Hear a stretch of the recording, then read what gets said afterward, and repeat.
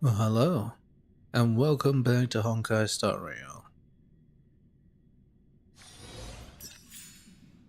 Right. Let's do the dailies first. Oh, money me!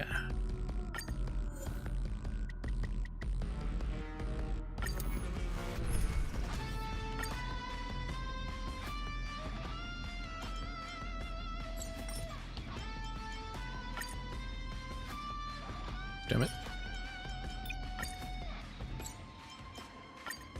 Don't worry, little Cass. Well, we're continuing the main story. Serenity is before me. We're invited to the banquet Receive divinity. before the fight. This kind of reminds me of a Kingdom Come 2, actually. Farewell. I also went into a banquet before a fight, Guide you on your path. and then it got absolutely wrecked. Turns out it was a trap. Repay. The dead return. Wonder if it'll be a trap this time too. Embrace a new life. Serenity is before me. Return to dust. Like the Westland, away we go!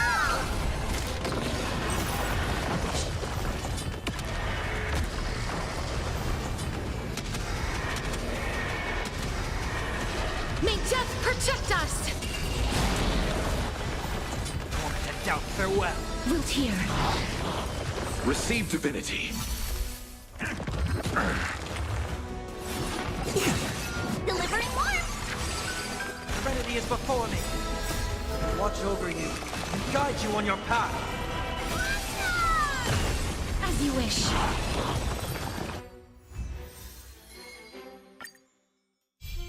Torment and doubt, farewell. Wilt hear. Bloom. Receive divinity. Repay. The dead return.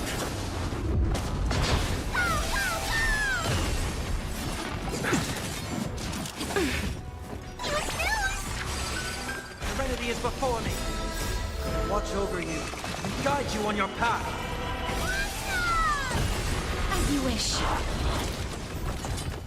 Embrace a new life. Like the Westland, away we go!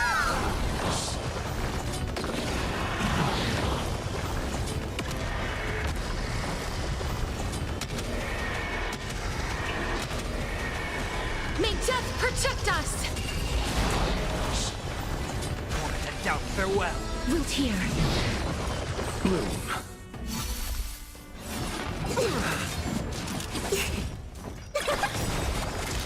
Like the Westland, away we go!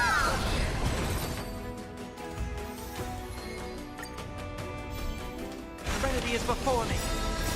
Watch over you and guide you on your path. As you wish. Receive divinity. The dead return.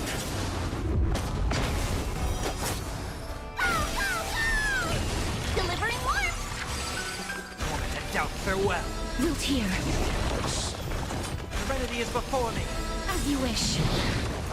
Bloom. Embrace a new life.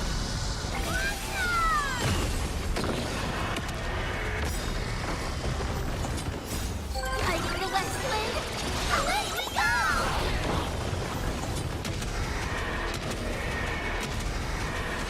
May death protect us!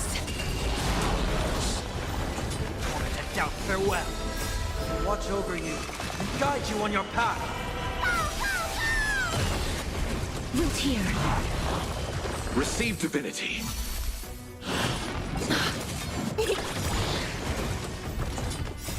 Like the Westland, away we go!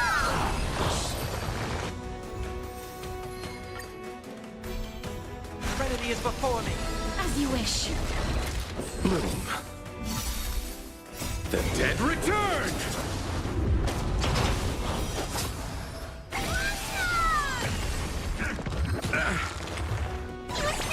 Torment and doubt, farewell.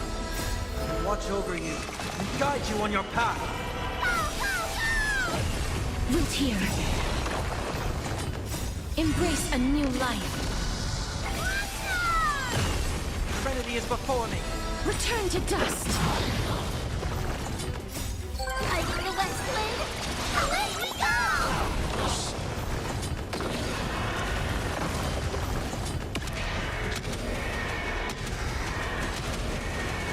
May death protect us!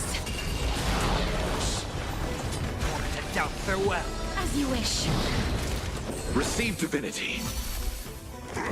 Oh. The dead return! Alright, that'll do.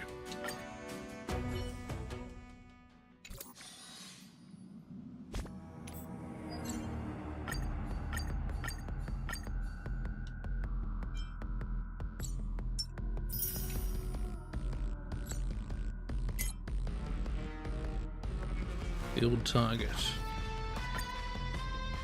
Warp preview. Preview. I'm not sure I'll get them. My annihilating. Where is even this? Is this remembrance? No, it's harmony.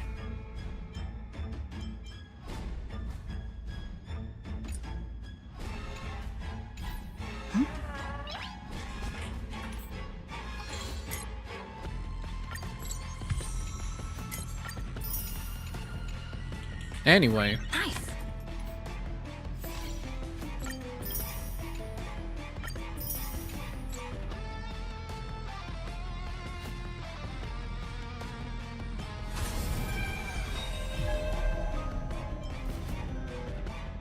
I think I forgot to spend this. Oh well, whatever. Let's do this real quick. It's a new thing, right?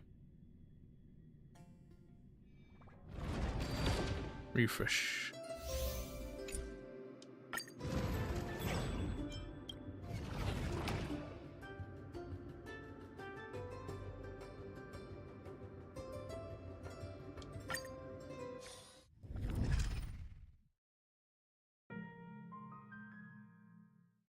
I don't know, I feel a bit laggy.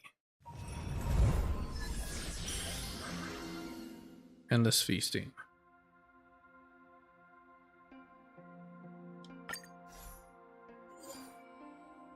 Nihility.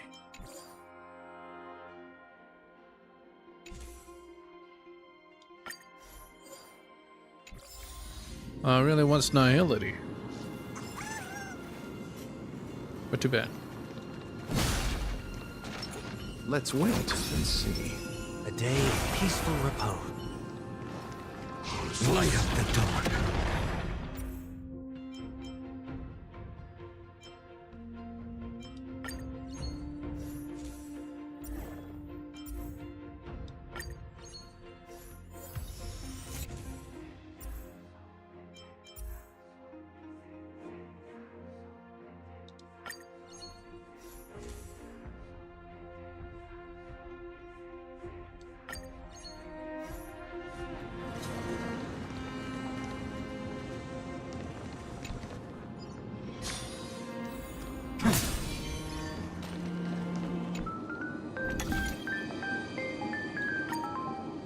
Yeah, I'm definitely lagging. What is going on?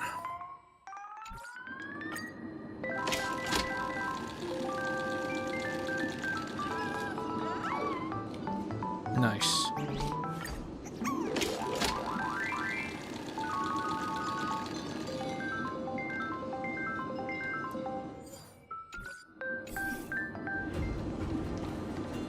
Metal Life Fortune Telling. Listen to him speak. Leave after tasting. Is there anything else? Kind of interested.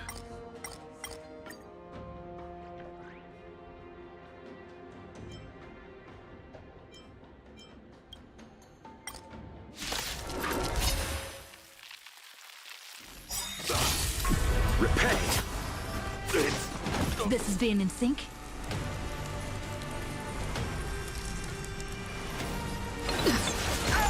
I'll overcome the thorns. Serenity is before me. No other choice for tomorrow.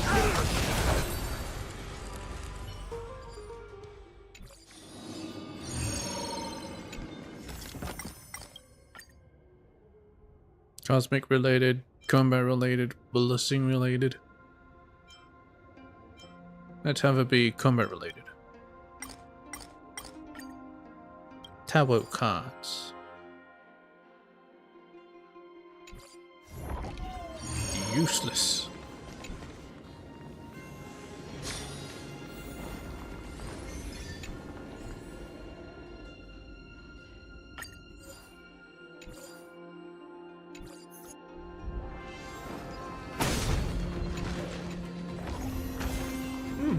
Pretty good luck.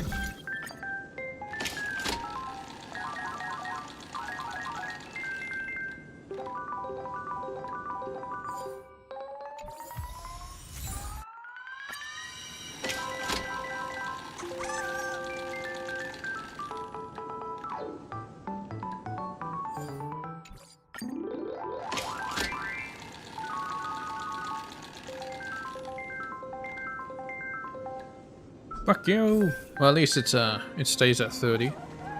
That's better than the other one. That looks like a tough one. Let me test the waters first.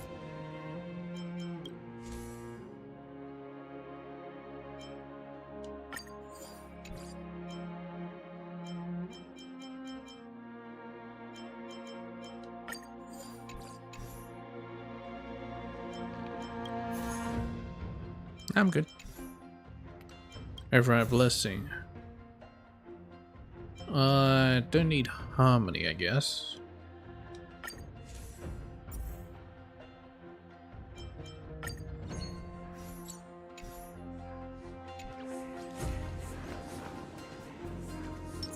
Let's wait and see. A day of peaceful repose.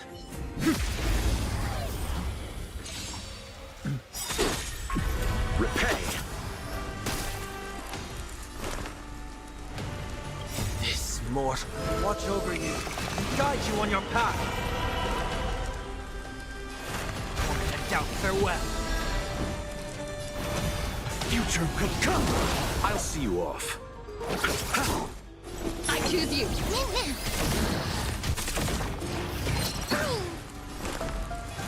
Serenity is before me. Tomorrow. You chose the wrong enemy.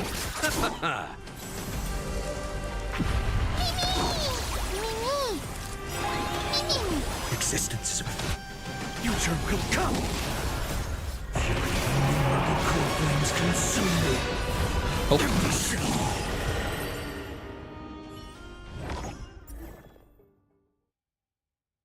Yeah, sure not. Physical counter. Wind and lightning. Hunt and nihility.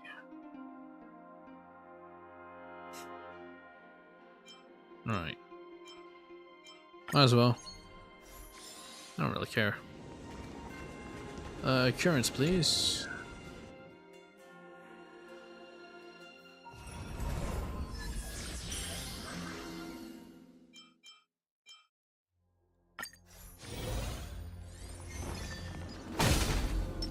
Let's wait and see. A day of peaceful repose.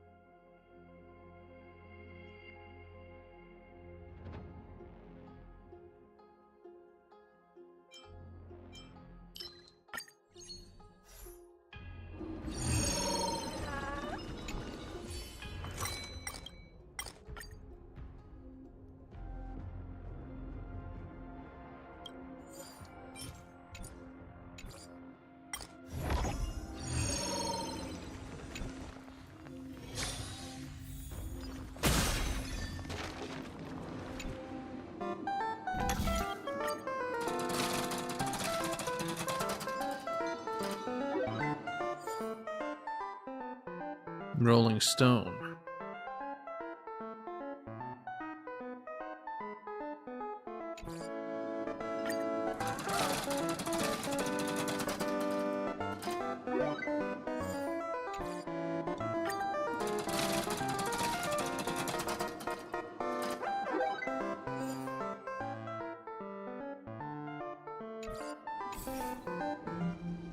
Wait, can I play more? No. Son of a bitch. Stone mirror to trigger effect. Entering combat or occurrence domains. Sure. Native curious maybe included. Random blessing. Curious. Trigger occurrence by 20%. Cannot gain negative curious anymore.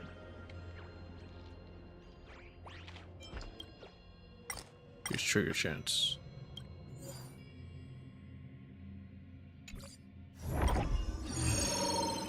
Alright, occurrence, let's do this. Where's my stone mirror?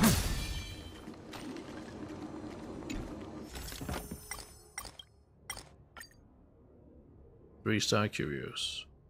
The pursuit of knowledge is meaningless, sink deeper. Is it meaningless?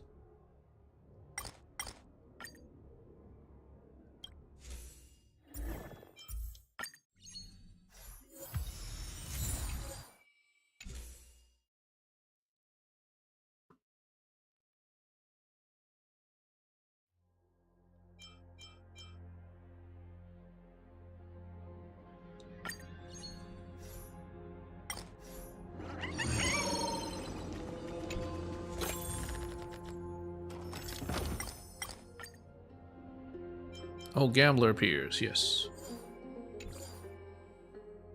Got 4 curios, good dang.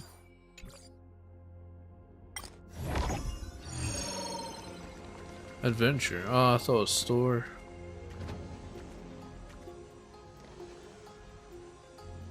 Let's go wealth. I can't be bothered with adventure. I've appraised it all. No fakes.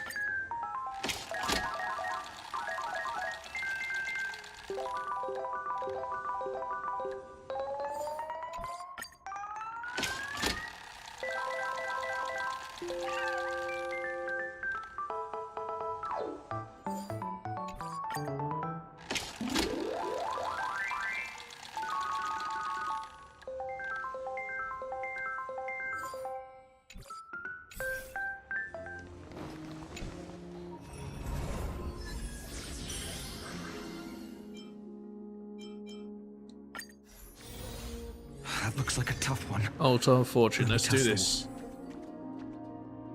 Confirm. Oh yes. This will be glorious. Remembrance, huh?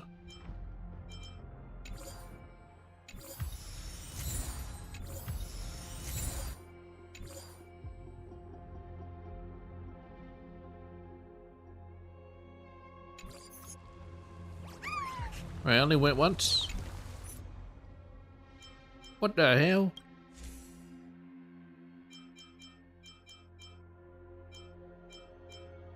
I guess I don't have enough.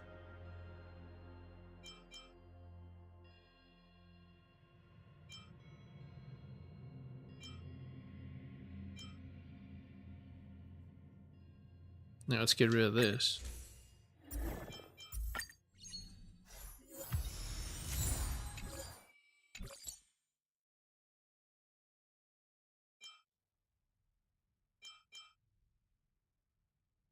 I need 1 destruction.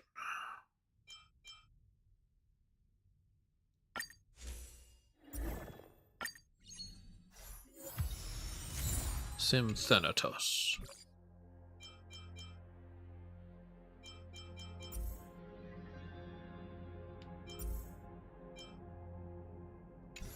So it should all be active.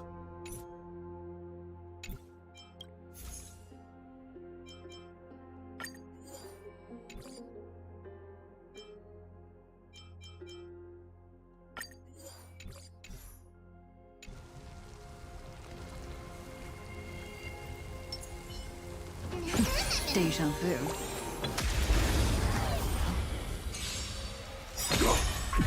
Repay.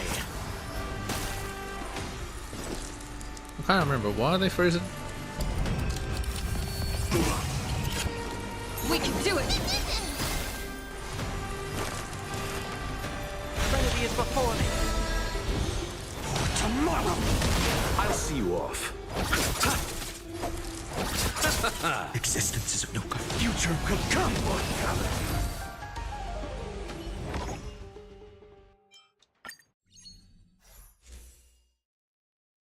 Harmony, preservation, ISO, lightning. I suppose.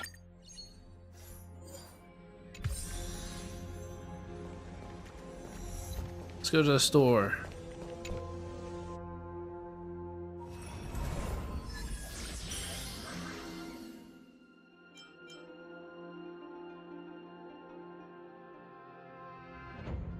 Would I even get to nighttime? I'd rather this.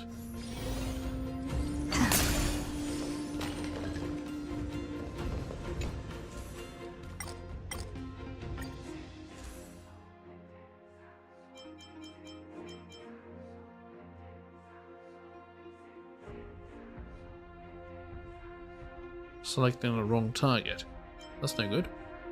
These all blessings obtain cosmic fragments based on the sum of the rarity. That might not be a good thing.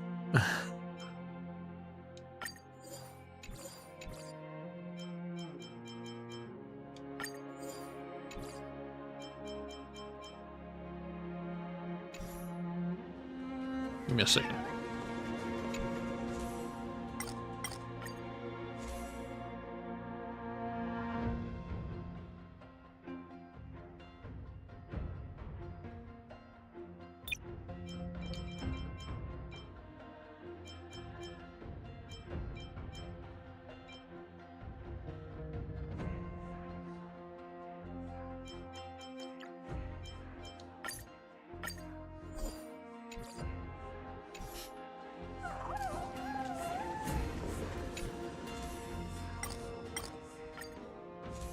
I'll get it now.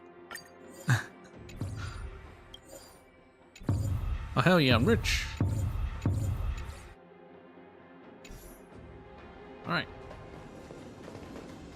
You know, I'll just keep the money. Let's just fight.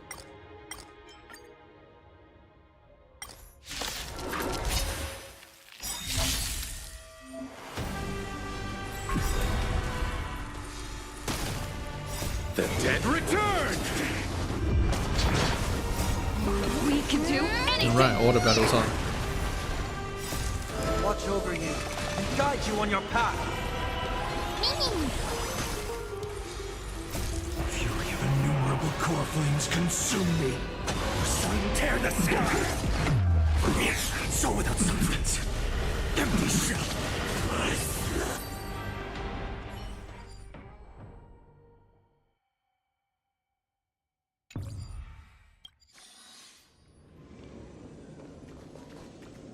Alright, let's keep going.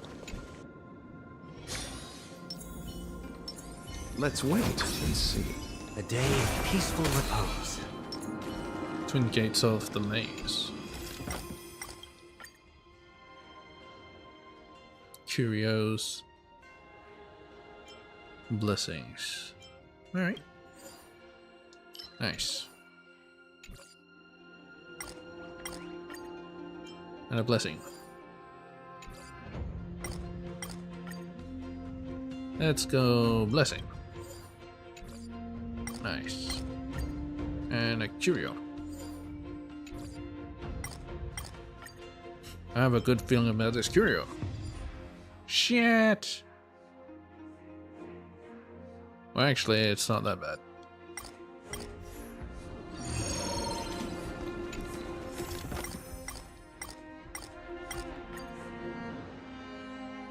I want money.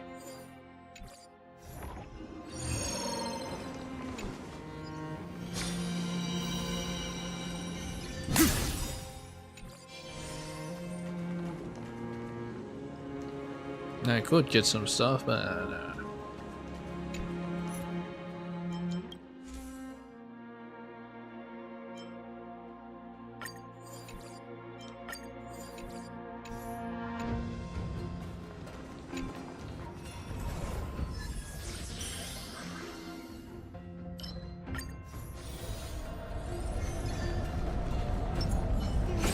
Deja vu. Light up the dark. Repay. This is Dan in sync. This mortal will watch over you and guide you on your path. I choose you. Trinity is before me. Tomorrow! Core flames consume me. Hail the new dawn! So without substance. Sun tear the sky!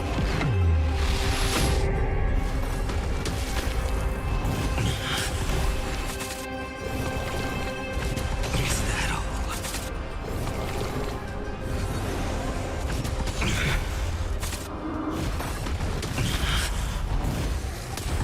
The flames are not strong. Quench the flames with blood.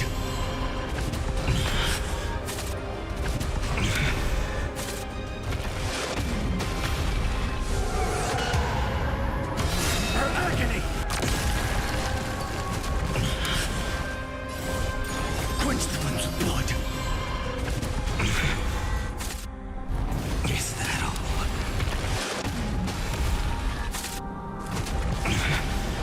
Rift it with strife!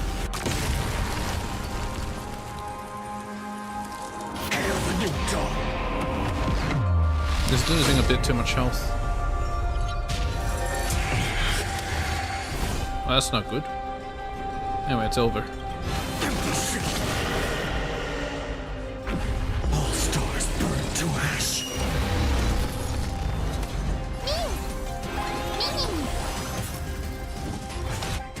Future will come! Trust me. We can do anything. Eternal sleep. The dead return! I'll overcome the thorn and doubt farewell. Tomorrow! Core flames consume me! Sun tear the sky!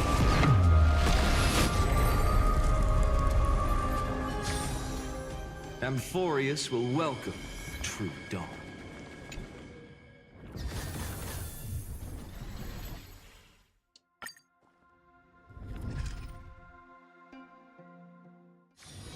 This place is rich with the sweet scent of flowers. Can we stay here for a while longer?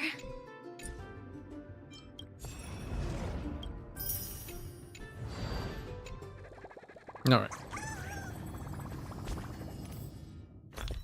Damn it.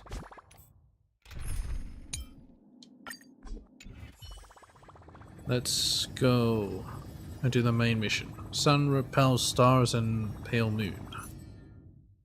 Continue. We're at the Grove of Epiphany. Imperator's Grove of Epiphany. Ah, interesting. She changed the name of it.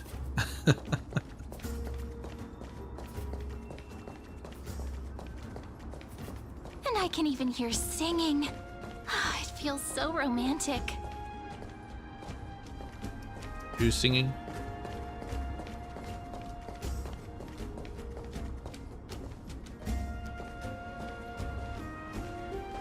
Wait a minute, do they even have chairs here?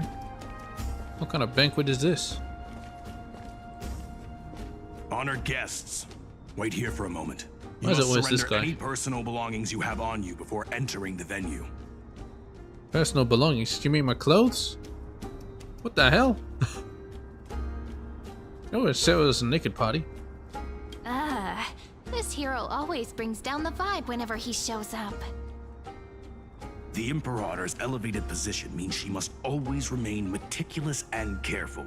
Please do as I say, guests. It would avoid any unnecessary misunderstandings. And I'm pretty sure it'll create more misunderstandings, but sure. We kind of need our I clothes. get that you don't want people to bring outside food into the banquet, but is Outside it really food. necessary to confiscate the books and quill pens? Yes. Even a quill pen can become a deadly weapon in the right hands. I'm asking for all your items. All, Miss Cyrene. Is he actually Your asking for belongings will clothes? remain safe. They will be looked after appropriately by dedicated staff. Looked after appropriately? Dedicated staff? Talk about a vague choice of words. It's fine.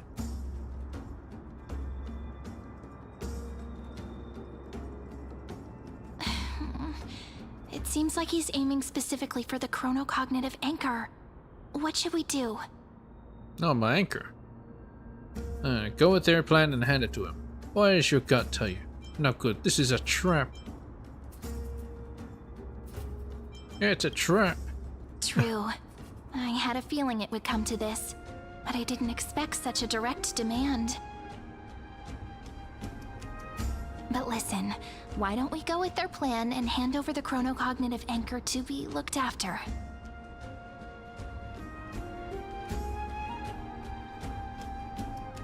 After all, if the little Imperator is paying this much attention to you, she probably already knows all about our whispered conversation with the geniuses.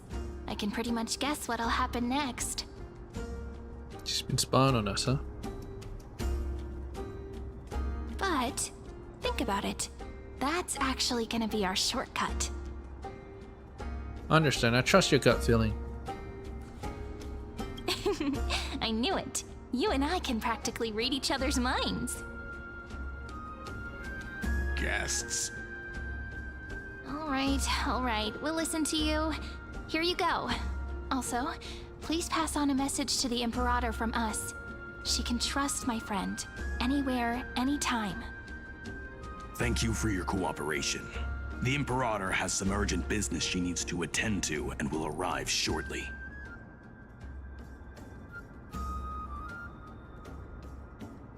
Why don't you head in with the other guests first and enjoy the feast?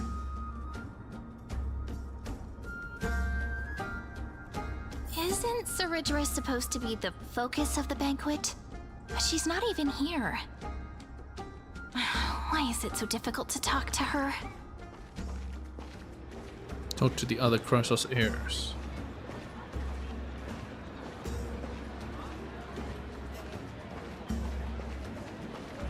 Wait, Dunks Fregoris is a Crassus heir?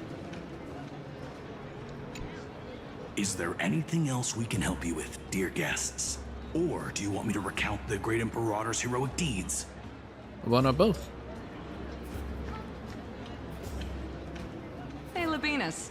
I managed to get some honey brew that the scholars hid in the cellar. Wanna try it? Weren't they just about to throw hands a while back? Won't this be considered getting drunk on duty?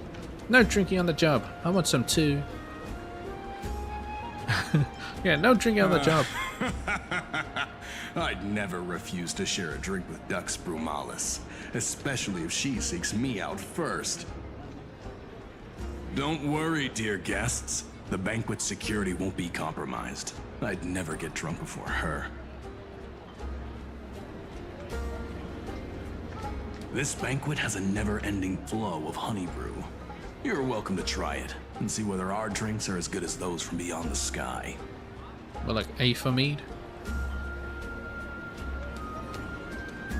Thank you for the offer, but we're more interested in knowing when the Imperator will be back. The Imperator? Who knows? Maybe she's hiding somewhere, thinking up weird ideas again. If you ask me, she's never treated us soldiers properly, even though we put our necks on the line for her. Oh. Hey, I can't pretend I didn't hear that, Seneca. Either retract your statement or duel me.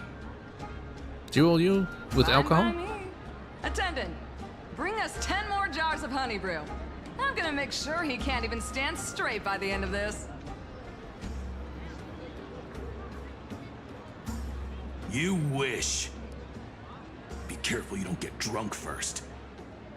Alright, you two, get a room. Actually, there are so many people. We wouldn't be able to find the Imperator even if she were here. Actually, I it'll be know. pretty easy. She'll be Let's look for probably... seats that are raised up higher than others. Yeah, the thing is, she doesn't like people bowing down to her, so she probably won't like to sit up high as well. Attendant, bring us 10 more jars of honey brew. You wish. Okay, same shit. So the Duxes are also Crossus heirs, I see. Hey, people. Aggie, if you can't get used to the honey brew, we will go ask for a pot and cook some oatmeal for you. What, is she drunk? No need for that. This banquet is just too loud. And nothing and no one here is interesting. I just don't really want to be here. Oh, she's being a boomer. I see. Lies! You were pretty energized when you came back from the bath chamber. Let me guess. Are you worrying about someone? About High Sealins? Or Little Cypher? You take everything too seriously. At this rate, life's gonna be real tough for you later on. I guess Cypher would just be a little kid at this point. You're the least qualified to lecture me about that, teacher.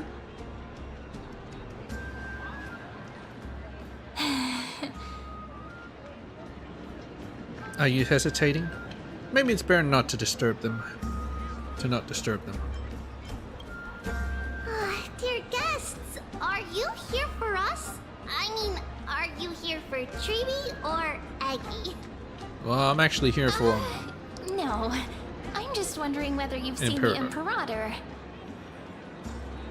The Imperator? No, we haven't. Our sovereign has always acted however she pleases. Though she gave us ranks, she'd never tell anyone her whereabouts. Perhaps the only thing she tolerates are chess pieces.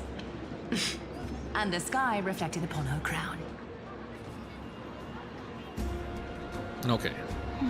I see. She likes a shiny crown. Why do you two look so distressed? That's not what the deliverer should look like. Why don't we have a toast? While we still have time for pleasure. Here. To the destinies and sacrifices of the next millennium. Well, I'm underage, I can't Then drink. we will toast to the tomorrow that will set fate free. To the flame chase journey, to Trivia Glare. Hail to the new world. Cheers. Called it. Oatmeal suits us way better than honey brew. What's that, oatmeal? Oh, please give me a bone as well, teacher.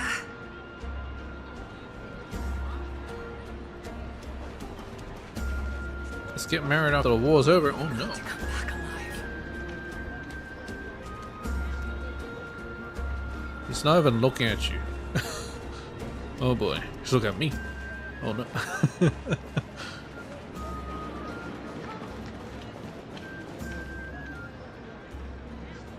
Alright. Listen. Am I listening? Campaigning against Fagusa? Does that mean we need to fight in the ocean? Now you're gonna fight on the boat. Is it too late to start learning how to swim?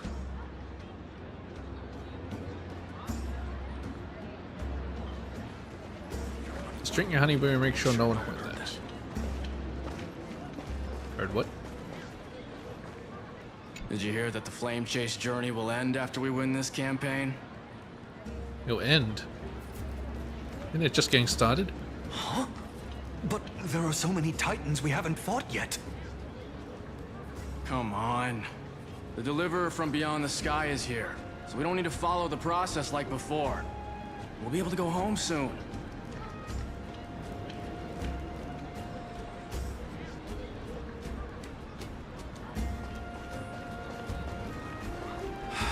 Spare me.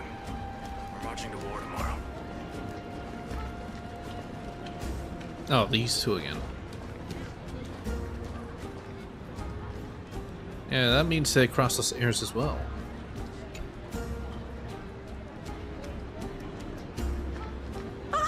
Hello. Welcome to the banquet. Hello to you too. What a lovely party. Actually, we've got more urgent matters to attend to. Yep. Let's get out of here. Ah, so the Deliverer is attending this event, as expected. Little Virginia here was just wondering whether she should go find you. What for? She gonna write epic poems about me? As the great Imperator's historian, I'm responsible for composing poems and songs for everyone in the Flame Chase army. But I have no idea how I should record myself in the annals. Stuttering. Little Virginia is wondering whether you can let slip a hint or two about her future, so she can find some inspiration to write about herself. Don't think she has much of a future. Doesn't sound like a good idea. Besides, we don't even know her in the future. Yeah, this is like 1,000 years ago, so But she'll probably get really disappointed if we tell her that. What should we do? tell her bluntly that we can't do that. Give a roundabout refusal. Make up a white lie. How about we make up an epic lie? Embellish. And she'll become the new Imperator. Oh.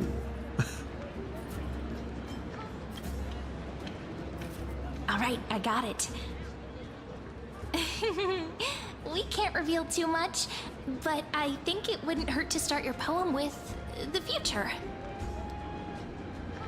Maybe use something like, with hope, I write down the tale of tomorrow for myself. Silently waiting, day after day, till the moment it fulfills its promise. How's that? Oh, that's exactly what I'm after. I'm so inspired. Thank you so much. I feel like I can actually finish composing the heroic saga of Flame Chase once we end this campaign. Really? It sounds like a diary entry, actually. Napoleon is noted, showing approval for your answers. Pretty good for some improv. That line of yours was quite versatile. Hey, that wasn't improvised, you know. I memorized it so I could show it off to you. Where'd you memorize it from? By the way, in return for that, are you able to tell us where the Imperator is? The Imperator? She usually wouldn't arrive this early. She believes that rulers should stay silent in places where their subjects hold private conversations. Why don't we have a toast before she arrives? To reason, which is held but not revealed. Is this also oatmeal? To romance, which will surely be returned. Alright, get it, Virginia. Get a room already. Gray fry. A little sea hare. What? Please come over and share the delicacies of the deep sea with me. She likes her fish a bit too much. What a romantic conclusion. Let me have a few jars of honey brew as a treat. A few jars. Oh, now, don't drink too much.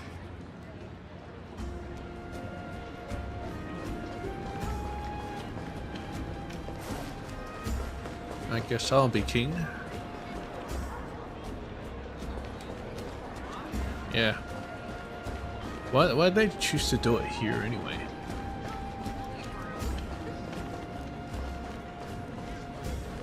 I have no idea. Dizzy on fruit juice.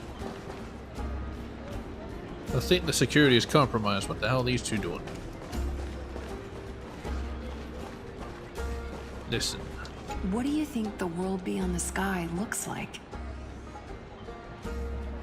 Same as anywhere. If you're curious, just go ask those two deliverers.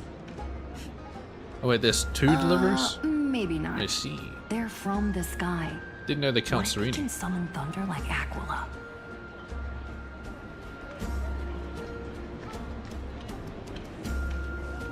Thunder. I don't have any electric powers. Okay, I think that's it. Hello, soda bottle.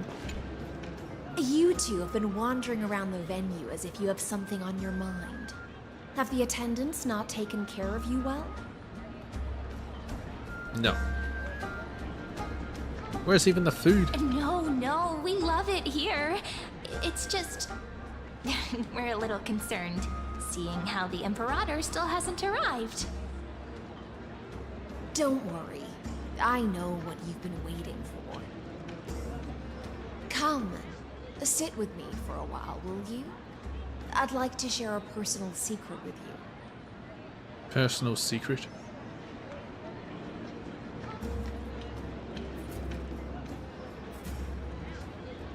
See here?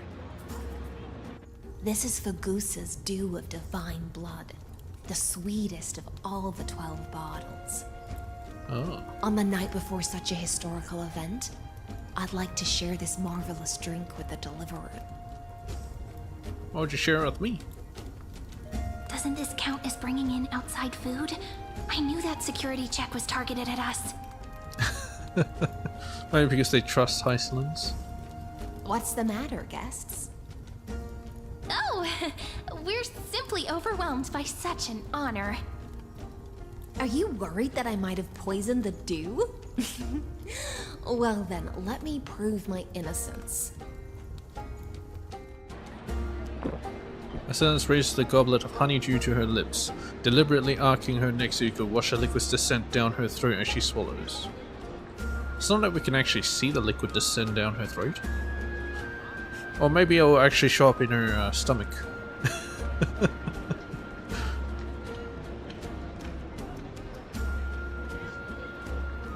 See? It's completely safe. I feel like Miss Hysealans wants to talk to us about something. Why don't we go along with her for now?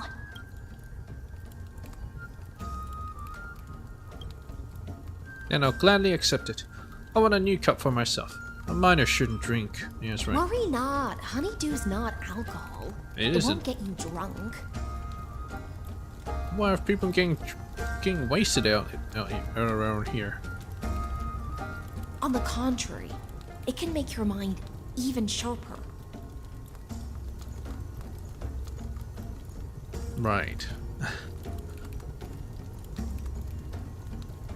The clay cup touches your lips in the blink of an eye. She is indeed the Imperial Blade of the Imperator and the swiftest swordmaster in Amphorius. Just shoving it down my gullet. Please, have a taste. Would you like some too, little sea air? I can drink it myself.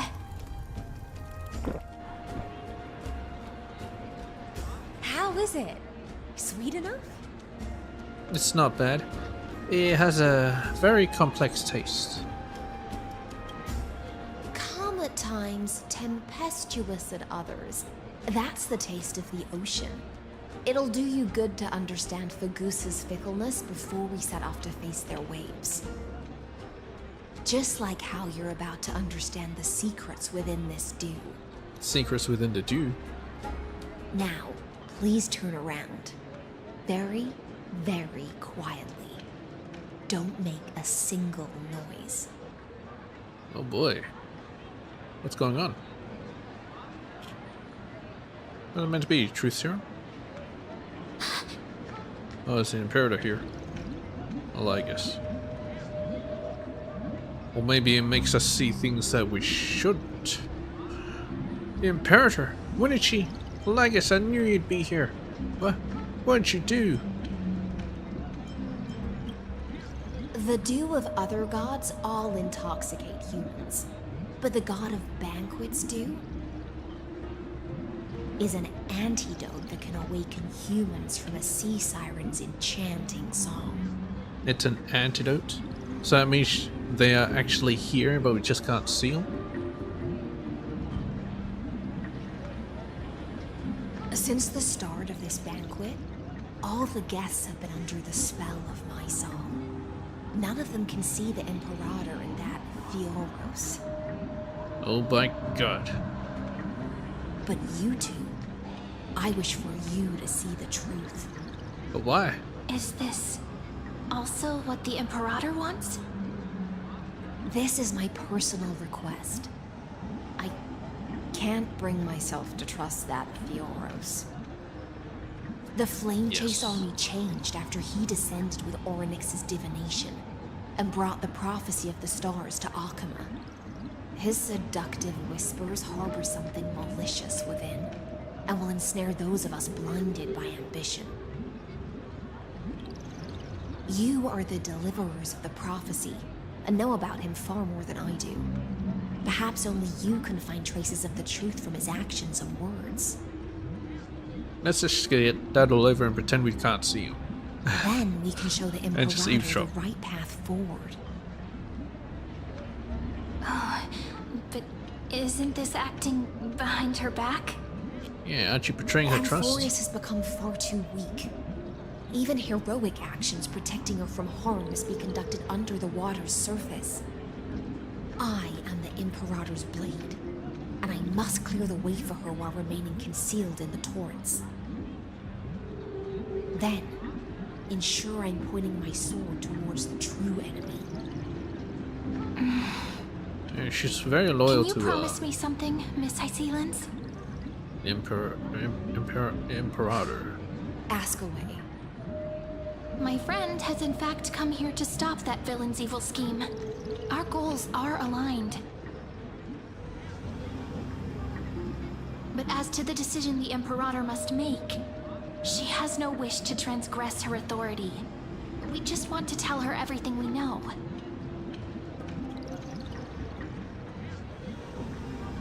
I believe the Imperator will be able to tell right from wrong. Just give her the chronocognitive beacon thingy, and she can talk to Skrulum and Herta. And she can decide for herself. I never doubted your loyalty.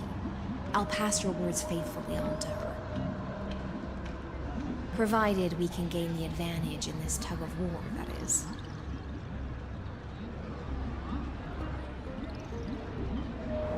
Now, return to the feast. Bring this cup with you and keep your distance. Pretend you are still immersed in the sea sirens. So we are actually eavesdropping on them. And I'll control the moisture in the air. That way, you'll be able to listen to sounds from afar as if you were a whale of the depths and hear every word of their conversation. Can't you do it from here? I wish you a victory in this first skirmish. Maybe she's been The listening to them all exciting along. and thrilling undercover part of the adventure. We're being undercover, huh? Hycelens ceramic cup. An unassuming ceramic cup, plain in craftsmanship. At that wanton feast, its cold rim passed her honey brew to your lips, branding you with the sin of exile, yet bestowing a dream of clarity in return. The worth of a vessel lies in what it once held, and who once held it, just as blades earn legend by battle, and heroes are remembered through sacrifice. Dew of divine blood. Ah, she gave it to us. Fagusa was said to have buried 12 bottles of fine vintage beneath the seabed, hoping to savor them 1,000 years later. But even as the black tide silenced the song of chalice of plenty, a lot of O's, not a single drop had been uncorked. So it had been wasted? This bottle, sweetest of the 12 vintages, was brought ashore by the last surviving sea siren. The divine power it holds can pierce through any fog.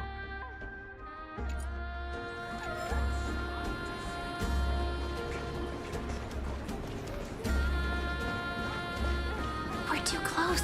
They'll notice us. Oh no, we're just wandering around, right? We're just wandering around.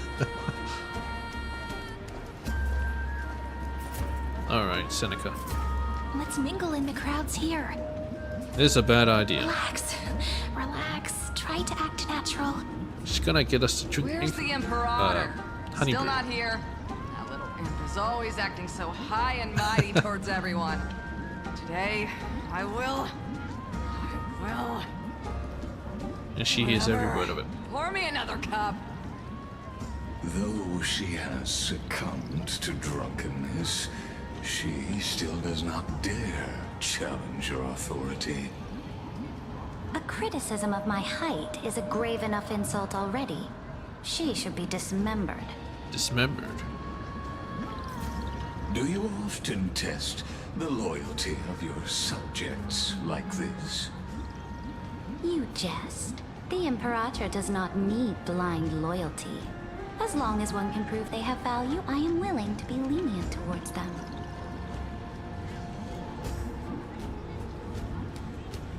Let's cut to the chase, Theoros.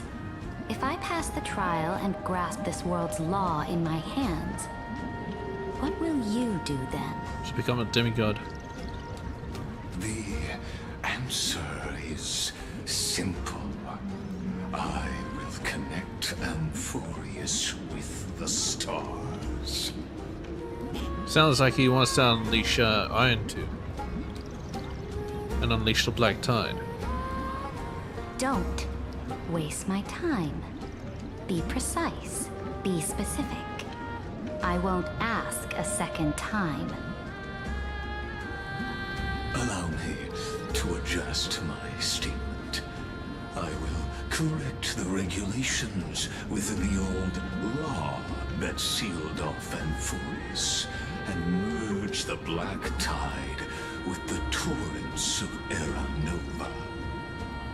Then we will be able to decimate the forces beyond the sky that are trying to annihilate Iron Tomb and sound the trumpet for the endless campaign you will then embark on.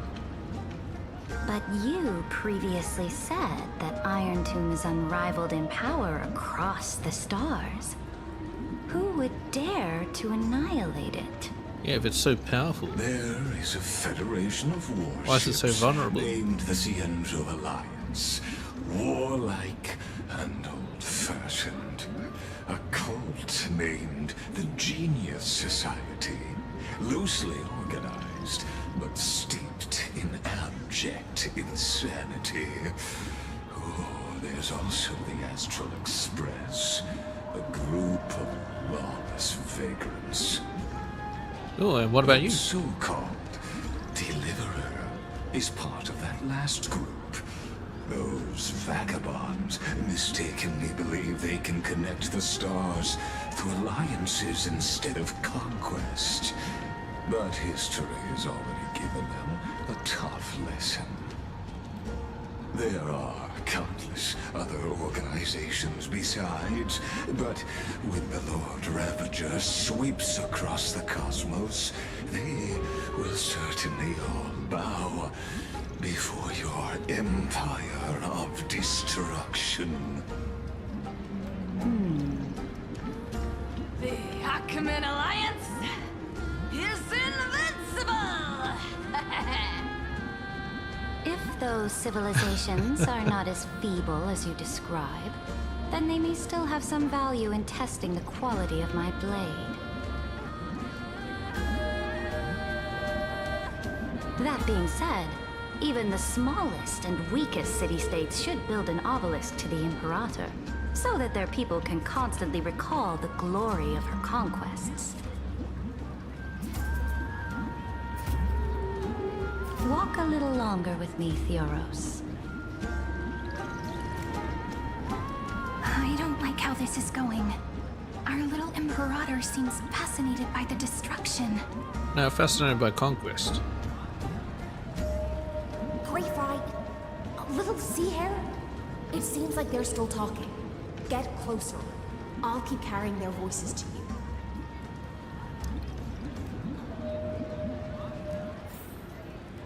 Is Hyacinth listening in as well, or is she just assuming? Oh, I think I had too much. Didn't think you could get drunk on fruit juice. Yeah. So Hyacinth was lying.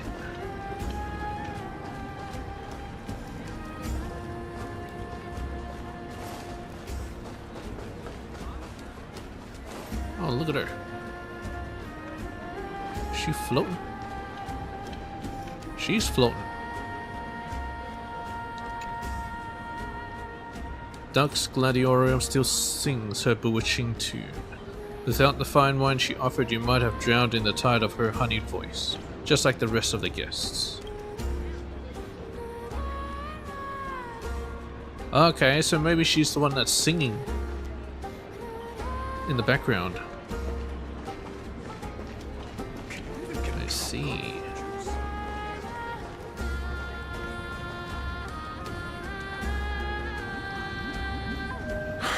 What a difficult situation. No matter how we position our forces, this battle against Fagusa will result in many casualties. We're listening to the wrong person. Isolence. That's not something you or I should consider. The Imperator has already placed the chess pieces. We just need to fight for her until our last breath.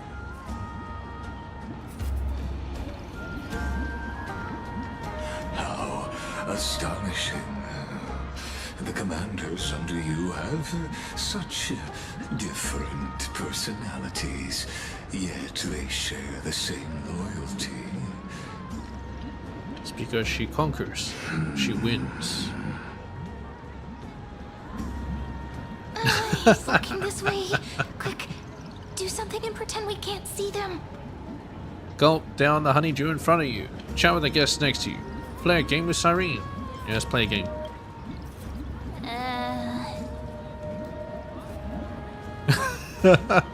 Staring game. What are you doing?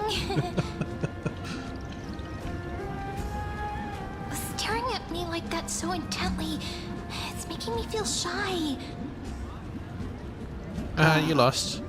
I try not to laugh, Travis. No, try not to laugh. What's the Josh. matter? My apologies. I was just checking whether everything was fine with those two distinguished guests of yours. And it seems like all is well. Let us continue our previous conversation regarding the soldiers fighting for you. Are they aware of the price they must pay for the trial of law? If I recall correctly, you've already lost a bout against Talanton due to offering insufficient sacrifices. Sacrifices? Oh, does she have to do the thing? Weigh the fate of Amphorius. You dare mention my name alongside the word lost? Forgive my transgression, great Imperator. Watch your words and actions. All you need to know is that my victory in the trial is guaranteed. Even without the trial of law, they've already sworn to give their lives for my conquest. So tell me,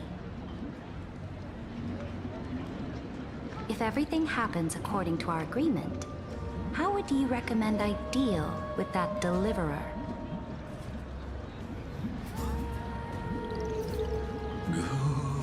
Good question. Do not let her fool you. That woman from beyond the sky contains a seed of ruin within her body. She must not be allowed to tarnish your glory. Therefore, the wisest decision would be to hand her over to me. So you can't just kill her, otherwise she'll explode. Got it. You plan to torture her?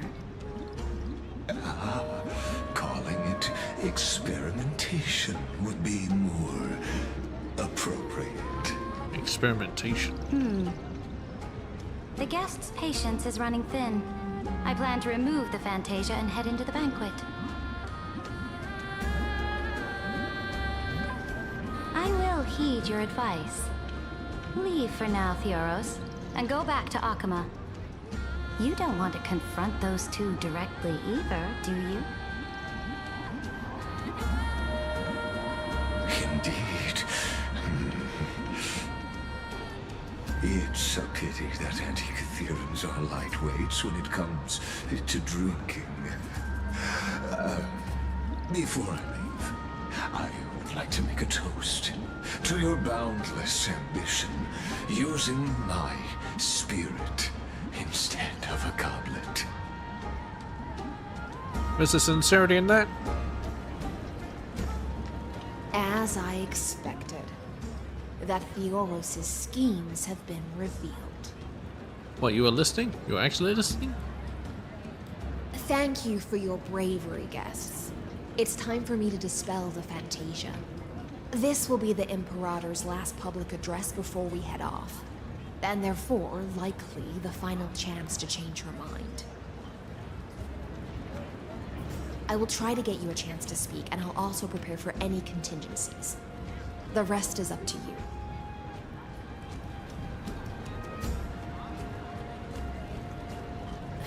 You should head back to your seats for now. Again, there are no seats. Yeah, she's no longer there. Oh, she's here. Hello? I will try to get you a chance to speak, and I'll also prepare for any Alright. Memory crystals must be examined with a convex lens. Sorry, I didn't realize it was you. Drunk already. What a difficult situation. No matter how we position. That's not something you or I should consider. The Emperor... Alright. Take your seat and wait. Oh. This honey brew sure wears off fast.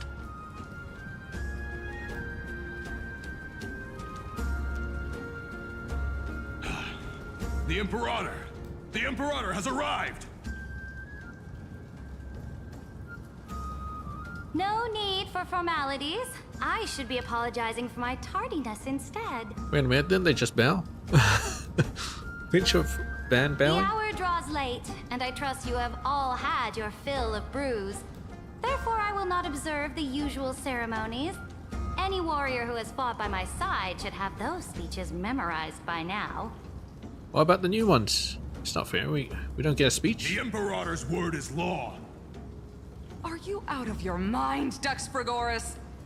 The Imperator hates flattery most of all. Is that why she's so she keeps insulting her? A joyous atmosphere is a better fit for showing me your resolve. I believe that you, my dukes, will do all you can to assist in the campaign against Fagusa, just as you always have. However, it's a pity that I have never tested your loyalty. Oh? That sounds so threatening. What does she mean? The purpose of tonight's banquet is not to raise our morale, but to establish which allies our alliance can actually trust. An alliance? Oh, I have an alliance. And sever the heads of the traitors as a toast to all before we march. Uh-oh. Was it meant to be Seneca? Yes. Some among us have discarded their vows in order to foment vile conspiracies. Now listen! These traitors are standing right here in broad daylight.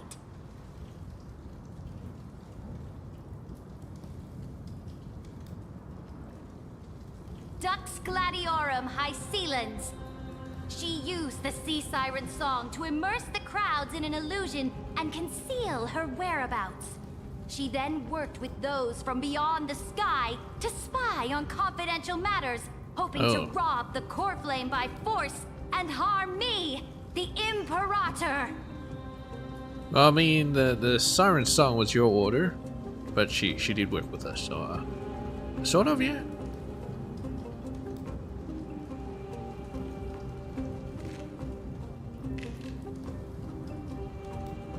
What's going on? Now we're at a disadvantage again. So the whole thing's busted. Oh. Imperator, I can explain. Silence! Do you remember who used to own this blade? She met you once, back at the Temple of the Three Fates. It was Kindness, the head of the cleaners. She was the first to draw a blade against the Imperator, and personally made herself an example for my enemies. Under the shade of the olive groves, the people of Akama said they would never bow to me.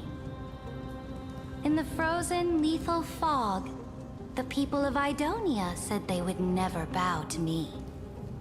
At the beginning of the myriad paths, the people of Yanisopolis said they would never bow to me. But now, they all lie silent. They now fear me as they fear the law. For I am Saridra, and I am the Imperator! If you have any last words, say them to the Imperator. Then, face her judgment. Oh shit. After I cross this river, it will be a tragedy for mankind. But if I do not cross, then it will be the end of me. If you are ready, then I'll follow you and fight to the last. Deliverer. Oh, we're fighting. I thought we were gonna run. Must convince Saridra. Must kill the Imperator. There's no other way. Yeah, that's right. No, friend. The shortcut is now open. Trust me. Now, use your identity and add in a bit of experience and charm and testify to the Imperator as we promised.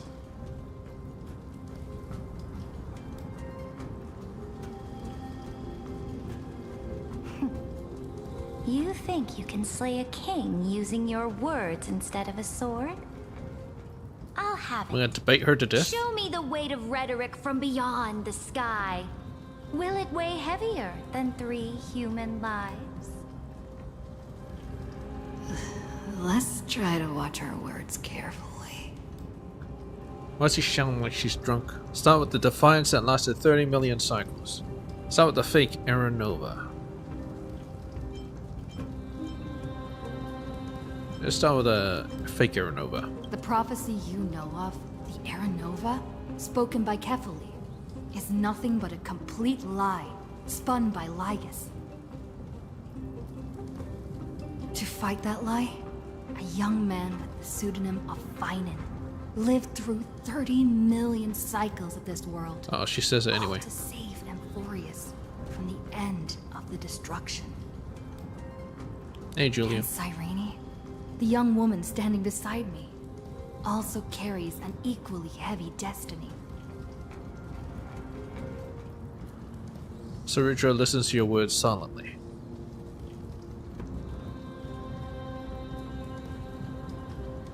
Talk about Lygus' sins. Talk about Iron Tomb's true identity. I'm pretty sure she knows. Just tell the sins of Lygus. Lygus is not a guide at all. He doesn't care about Amphorius, and cares even less about your glory and campaigns. The only thing he cares about is completing the Amphorian experiment, making sure Iron Tomb is born into this world, and using it to utterly destroy the Cosmic Order. He will most certainly betray you. When that time comes, all of us will be ground to dust by the destruction. Come on, it's just one Lord Ravager, it's not that bad. Shows no change in emotion. Well, she has a poker face. As you might expect of a Imperator. Talk about the Trailblazer's duty. Oh, who cares about that? Talk about the Trailblazer's resolve. Again, who cares, but sure. I have seen many beautiful worlds. The road chosen by the Trailblaze is to explore, understand, establish, and connect. That will never change. We will continue our journey until we have united the entire cosmos. Therefore, if you choose the way of the destruction, then I'll place your ambitions in the same basket as Lycus and smash them into pieces with my baseball bat.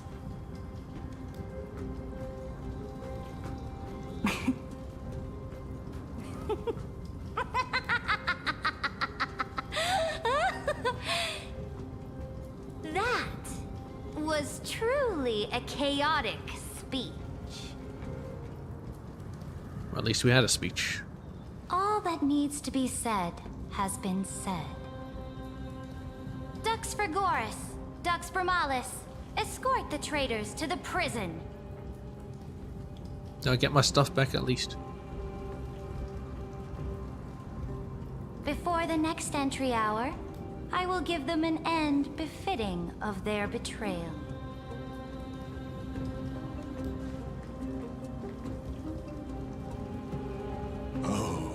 Great Imperator, your ambition certainly eclipses all things.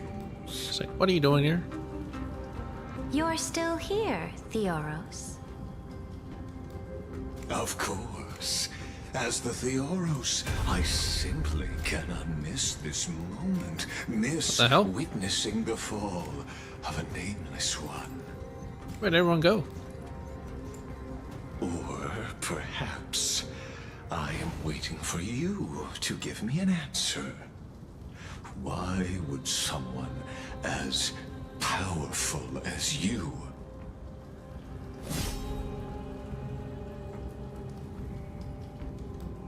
use such a clumsy excuse as imprisonment to ensure the Deliverer's safety?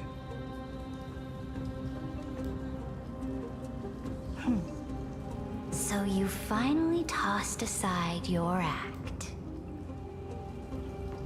I must point out that you are just as impressive an actor. This banquet was always going to be a game of chess,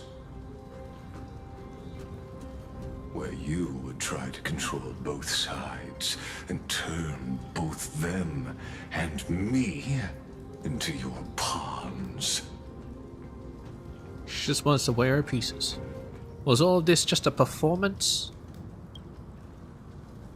That's right. That little Imperator never trusted anyone. She was always trying to see which side had more sincerity. So there was never a party? What a party this was. All right, we'll listen to you. Here you go. Also, please pass on a message to the Imperator from us. She can trust my friend. Anywhere, anytime. Anywhere, anytime. But as to the decision the Imperator must make, he has no wish to transgress her authority. We just want to tell her everything we know.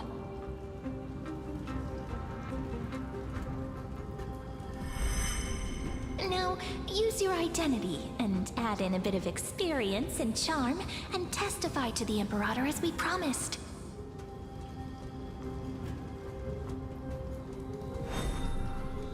And we won. Sincerity will always remain the greatest shortcut to people's hearts.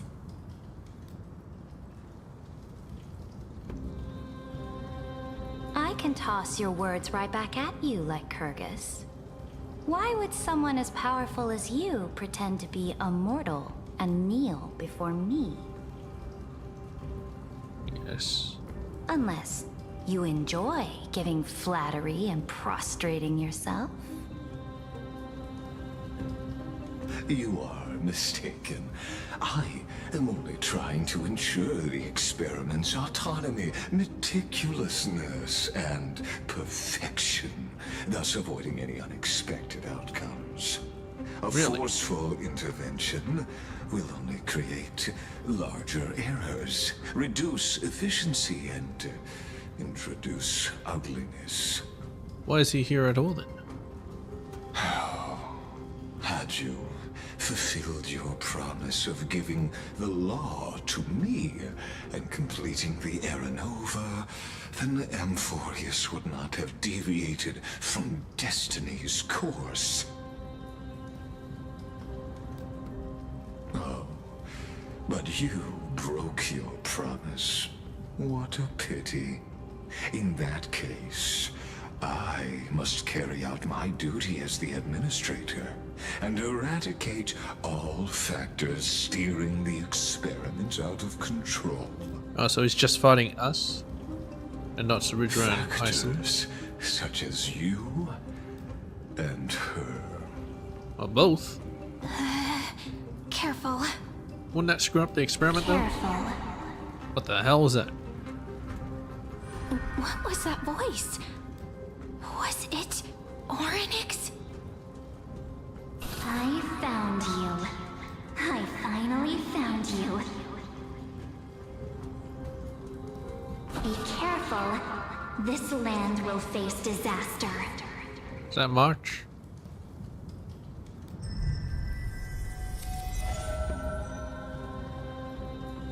What? The time of judgment is nigh, my lady. The prison I have did built no one notice for that? you is now complete. In the name of the erudition, I invite you to step into the same cage as mine. It's gonna make me go back to the same place as before.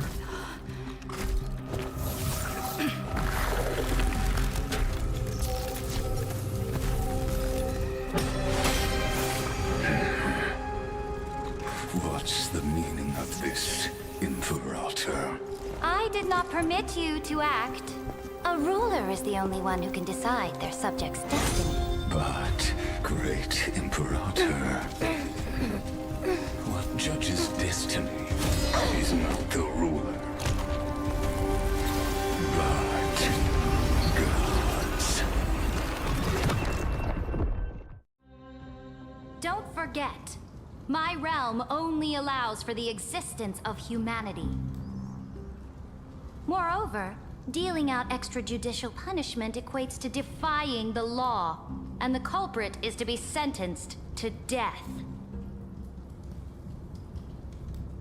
But you have seen how I can erase life from this world with just a clap of my hands. I fear you are still quite unaware of your current situation. Allow me to reiterate.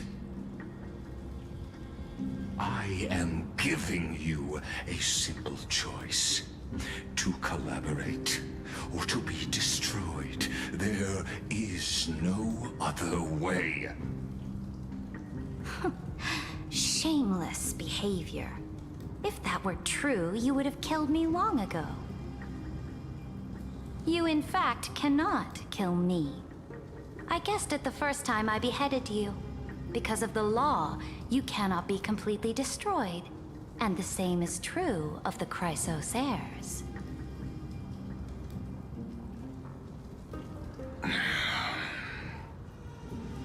The more you bluff now, the more you are proving that conjecture to be true. What magnificent foresight. I once regarded this precious quality of yours as a sure sign of my ultimate victory. But now, I have to admit that I made a mistake. Yet, as a mere mortal, how will you contend against the Theoros? We are both slaves to hubris. But do you know what differentiates us, Lycurgus? I will never be blinded by my pride. If I wish to break the scale's balance, I only need to appeal to external forces and use them for my own ends. Yeah, the anchor.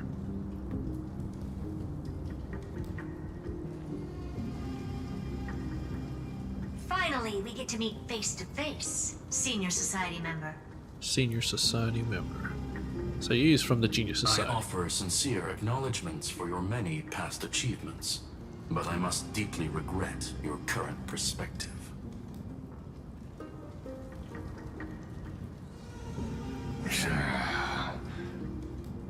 Can't find two of Trust them. me when I say that you aren't the only one feeling regret right now. Screw them. So you two are the allies from beyond the sky the Deliverer spoke of, and why she demanded the divine authority of law.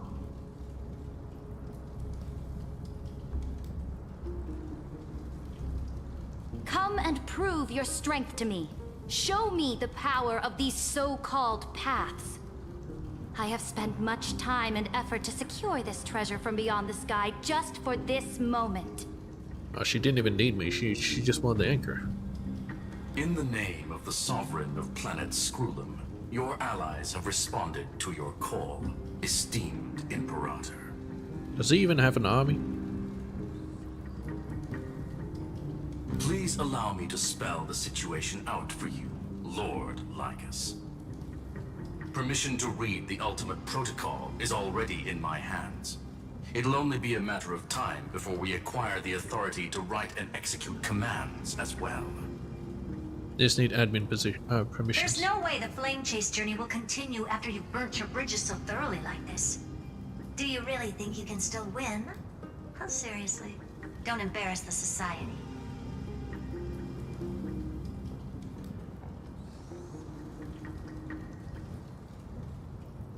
Are they bluffing? I understand that a near zero possibility does not equate to zero. That argument is very persuasive to me.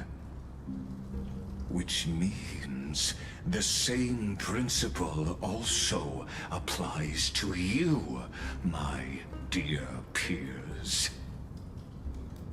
You will never be a match for me in a world constructed through Catorzane algebraic expressions.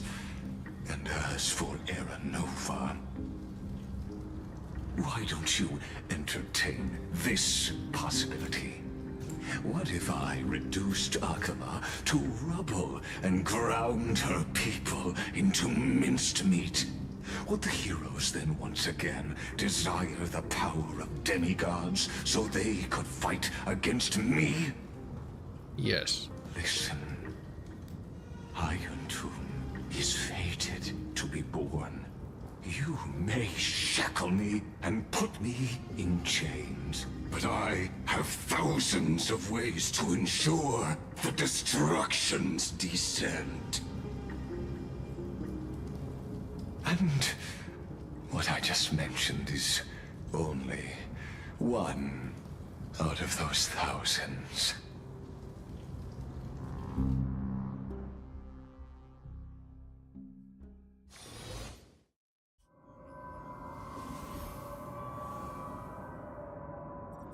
Yeah, we're back here. This is That's red.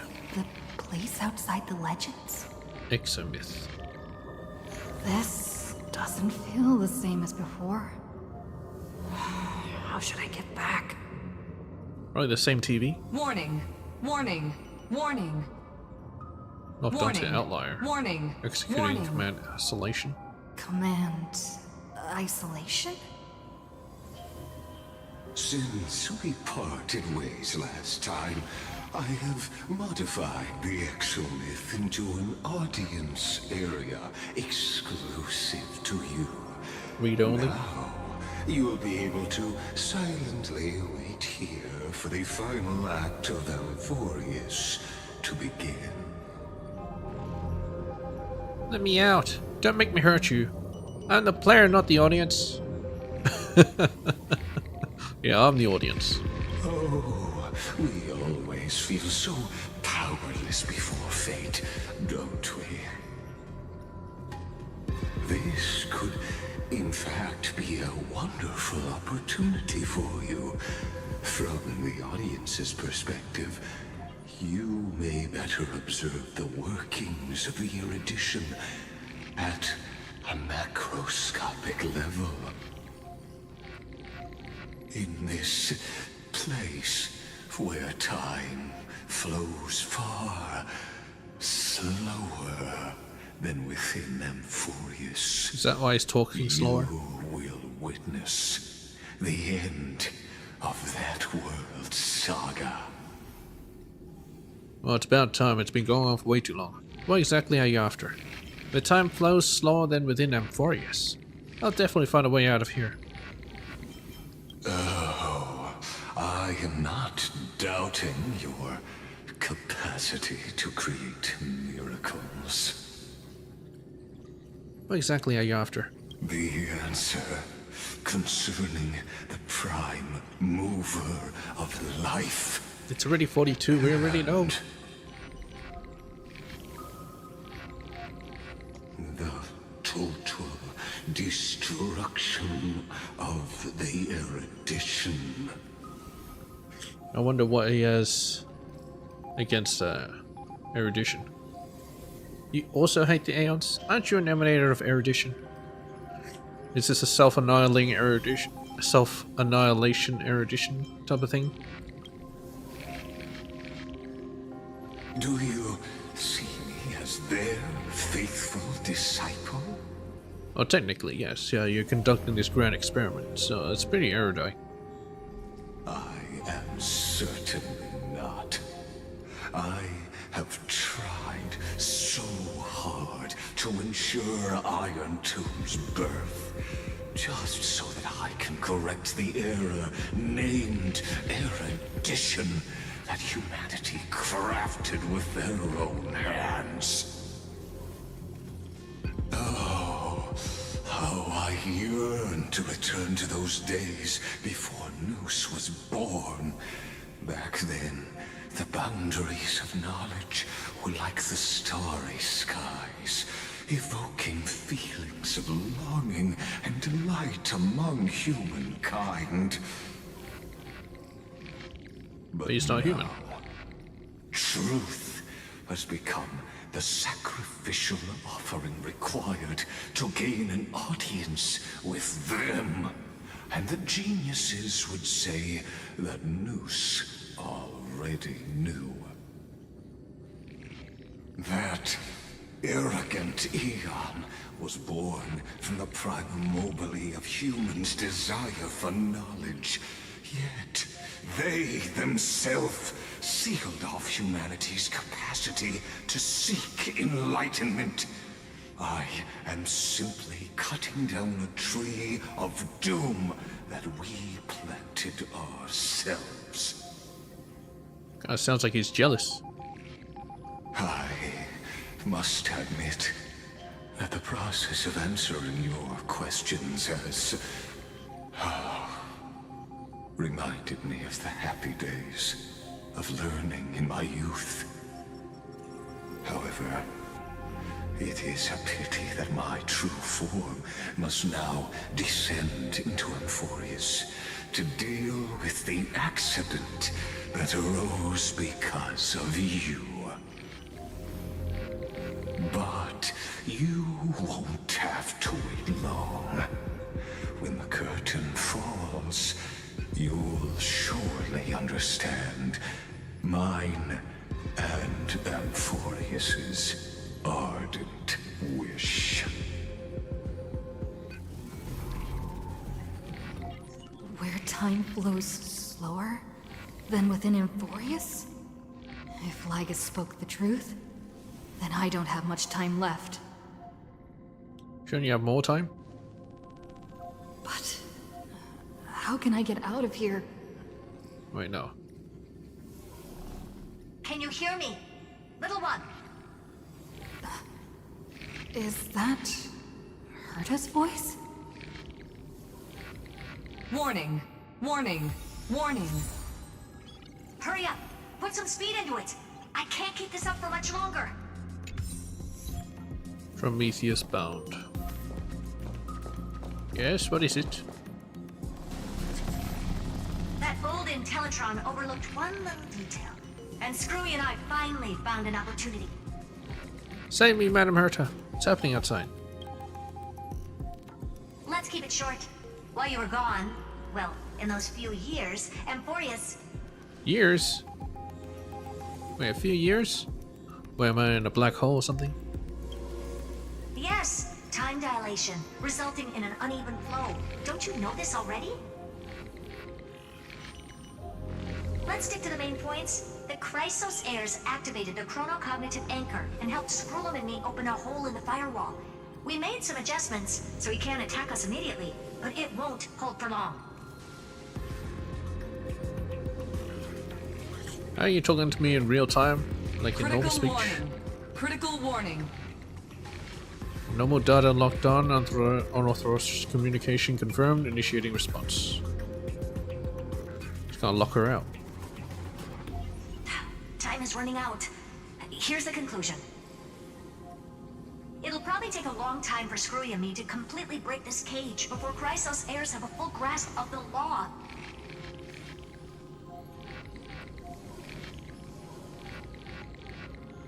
To be safe, we'll continue to launch side-channel attacks on the system to give you opportunities to escape. You need to seize these opportunities. So start moving, and find a way to pull off a magnificent jailbreak. So, how should I do that? That's all you have to say? How about I miss you? We detected another path's influence. Another path? Critical warning. Was it Critical equilibrium? Warning. Erudition? No, erudition's already here. Its power is strong. May be able to help. Use the path's power. Make it detect you. Unauthorized communication terminated. Harmony? Is Herta saying a certain past faction has arrived in Amphorius? And I can ask them for help? Apparently. I mastered the powers of different paths in my previous journeys. Think hard and figure out exactly which faction has arrived at Amphorius, and which path's power I should use to call for reinforcements. Definitely destruction. That'll definitely work. Showing my memories? Preservation. Unless the IPC is here to help. I don't think the IPC is here to help. Destruction?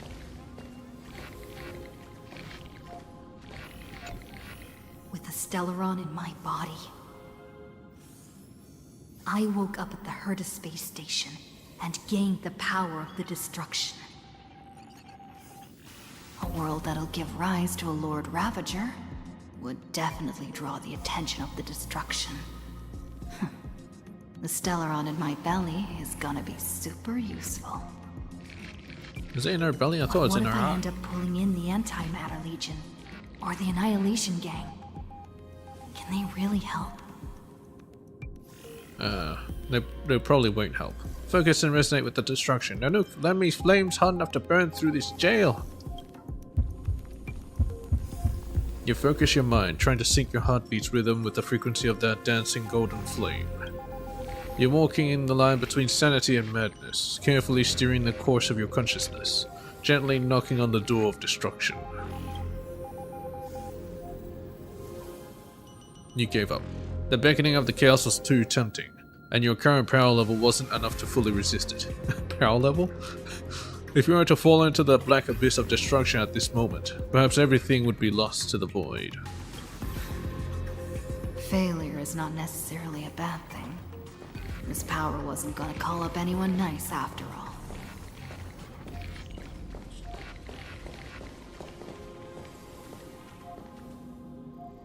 What was this? Preservation?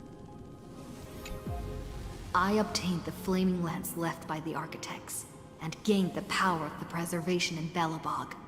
Yes. No one's gonna come here. Especially not from Belobog. Right. No matter how far away a planet is, the IPC is guaranteed to pay attention. As long as there's a business opportunity. Isn't Amphorius a pristine and untapped market? Oh yeah, totally. Besides, Think of all the ads. Even if I can't call up my friends from the IPC, the architects and the nomadic miners should be able to help too. There Except are I don't know any definitely of them. cities and ores in this world.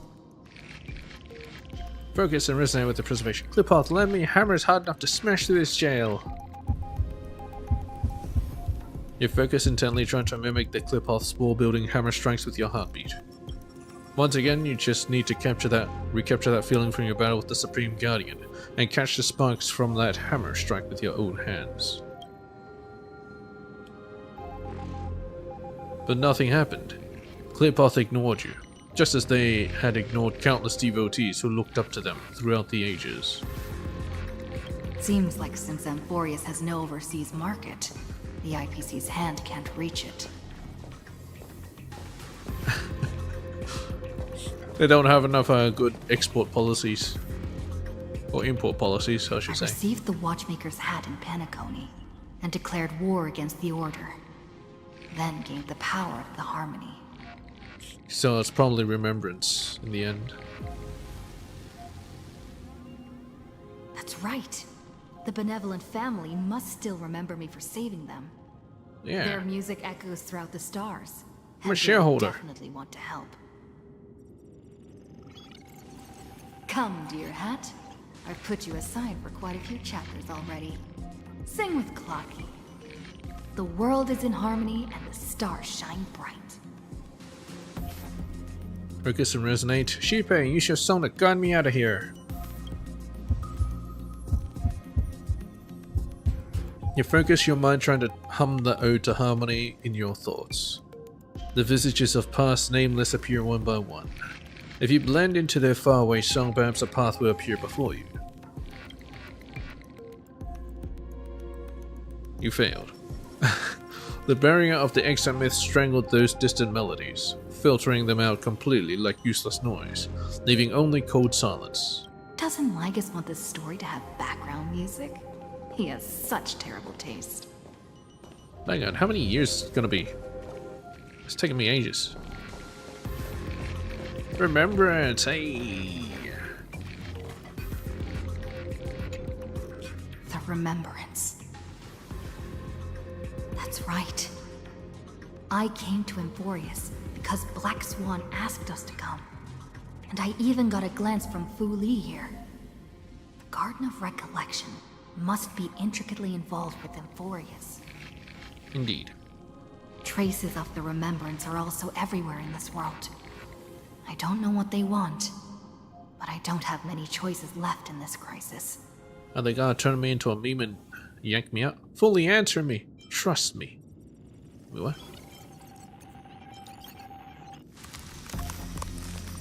You invoke the power of remembrance, awaiting the resonance of reinforcements. After the power of remembrance flows through, something that should not exist here materializes before your eyes. Oh. It's March again. I finally found you. Following the sound of memories. A pathstrider walking both the Remembrance and the Trailblaze. Is this a messenger of Arnix? Wait, this sounds like...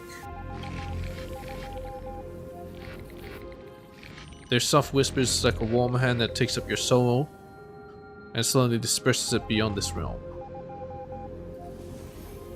It is shattering my soul. Warning! Warning! Warning! Unauthorized access detected. Cannot lock into source. Signal source. Erudition's prison cannot stop us, for we lie outside the logic of zeros and ones. Come, leave the cage of Logos. Circlet of Logos. The mythos of Amphorius waits for you to continue its story.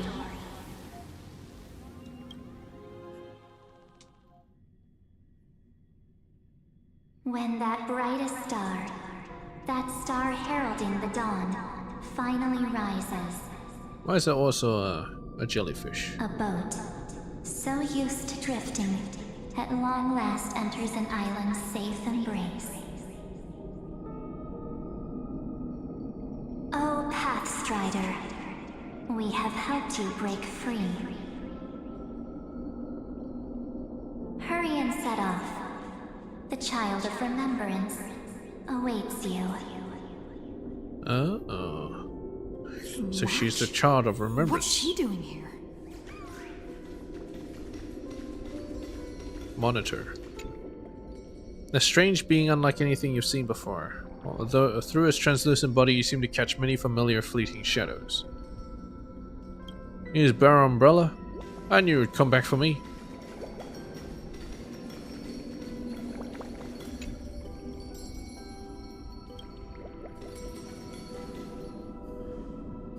Oh, you're finally here! Finally! We haven't seen each other for such a long, long time. My good buddy, I've really, really missed you. March, I really missed you too. March 7th, back alive and kicking. I'm sorry, I never found the time to go see you. Huh? When was I dead? It's been so boring waiting for you in this place. There's no one to chat with, no internet, no and internet. Not even anything to eat or drink. It's basically a prison. At least you got a nice sight. The great hero is finally here to save me. Yippee! Wait, aren't you supposed to save me? You must have seen a lot in Amphorius during this time, right? You gotta tell me all about it. It's been a long and arduous journey. Are you doing better now? Then take your time with the storytelling. Or do you not want to talk to me? I can show you instead. Got the pictures. Let's get out of this spooky place first. This is not a good spot for a reunion chat. Why don't you take me back to reality? A strange voice told me that I can enter Amphorius if I keep following this road. So, let's head off. I still don't know what that world even looks like. Yeah, it just looks like ancient Greece. Why does March feel so weird? What are you standing around for? Do you actually like this place? Get moving. Hey, she's not weird at all. This door should be the exit. Leave with March 7th? Maybe my instincts are wrong. Let's follow her first. Are you okay? You haven't said anything for a while. Has it been so long that you're still missing me? There's no time to waste, though. The Chrysosayers and the Geniuses are all waiting for you. Wait a minute, how'd she know that? No. The discrepancy is getting worse. That's probably nothing. How do you know who's waiting for us? Where's Dan Hung? He should be back on the express now.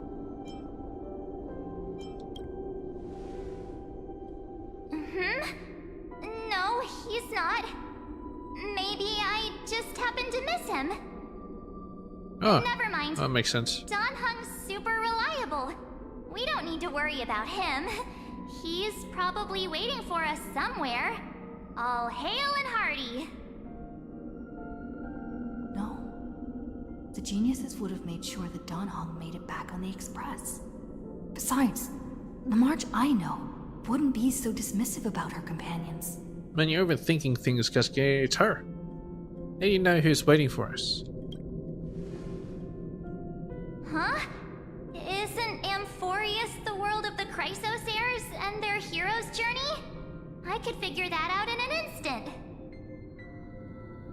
Instant? But Amphorius cannot be observed from the outside. She couldn't possibly know about these things unless... Don Hung told her. Yes. Something's not right. She's not March 7th. I guess you have something you want to say to me?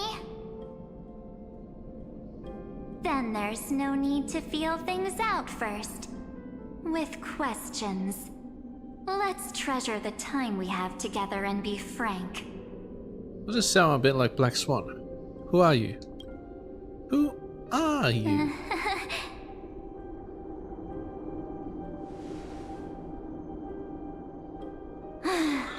As expected. A glimpse of memory is not enough to deceive the bonds of friendship forged between the Nameless.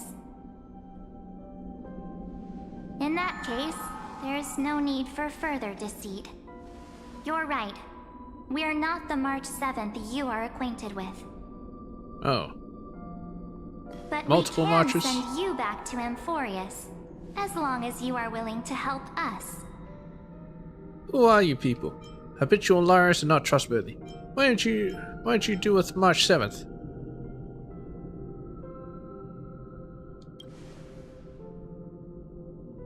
We'll introduce ourselves to gain your trust. We are the Garden of Recollection. The entire You should garden? be very familiar with that name by now. Just as a reminder, while you hesitate, time is quickly ticking away in Amphorius. Working with us is the best way to stop the enemy of erudition. Erudition would treat any results unrelated to the experiment as garbage and throw them out. But we don't work like that. They take them all. The Remembrance treats all these instances as important materials needed to weave the universe. Besides, this would be child's play for a great hero like you. It won't be hard at all. Also, if your plan fails and the big bad Iron Tomb manages to get out, then the whole cosmos will be in danger. Wouldn't it be better to have an additional failsafe? As long as you help the Garden retrieve what we want, even if Iron Tomb reformats everything in the physical plane, we can use Remembrance to reconstruct the entire world. Or should we say, the entire universe? They want the data bank So of help us. Amphorius. Find where Amphorius's memory began, and bring it out. They want to The reconstruct Master of Amphorius. Anastrava has already glanced at you. Don't Anastrava. deny it. That storybook is the best evidence. The tarot card book. Say, you aren't seriously gonna be moved by their pretty words, are you? I am the one who commanded those little ones to lead you out of the prison. But I didn't expect to attract little gnats trying to take advantage of the situation. Little gnats. While Remembrance can help you return to Amphorius, there's no need for you to do it the way they want you to. Of course, there's also no need for you to make any deal, or pay any price. For you, this is probably a long time no see. My dear. And there's a light in our eyes. Who are you? Another illusion? I'm a tricked again. There's no need to say anything. I know. You have so many questions swirling around in your memories at this moment. And you feel so helpless. Put them aside. For now, all you need to do is trust me. This doesn't look bad, honestly. Upside down question mark. Wait a minute. Is she the Enigmata? Also, I noticed that her hair is kind of like those jellyfish. So I suppose that's her. Or do you need more proof? That won't be hard. Wait, stop it! They're awake! I'm gonna keep our first photo, alright? Won't come to pass while we're around.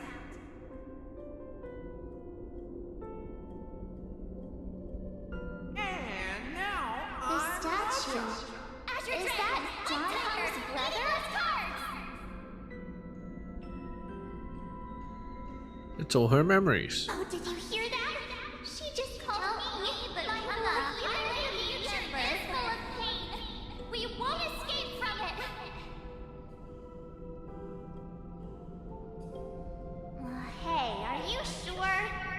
Maybe a couple of punches will help to jog your memory.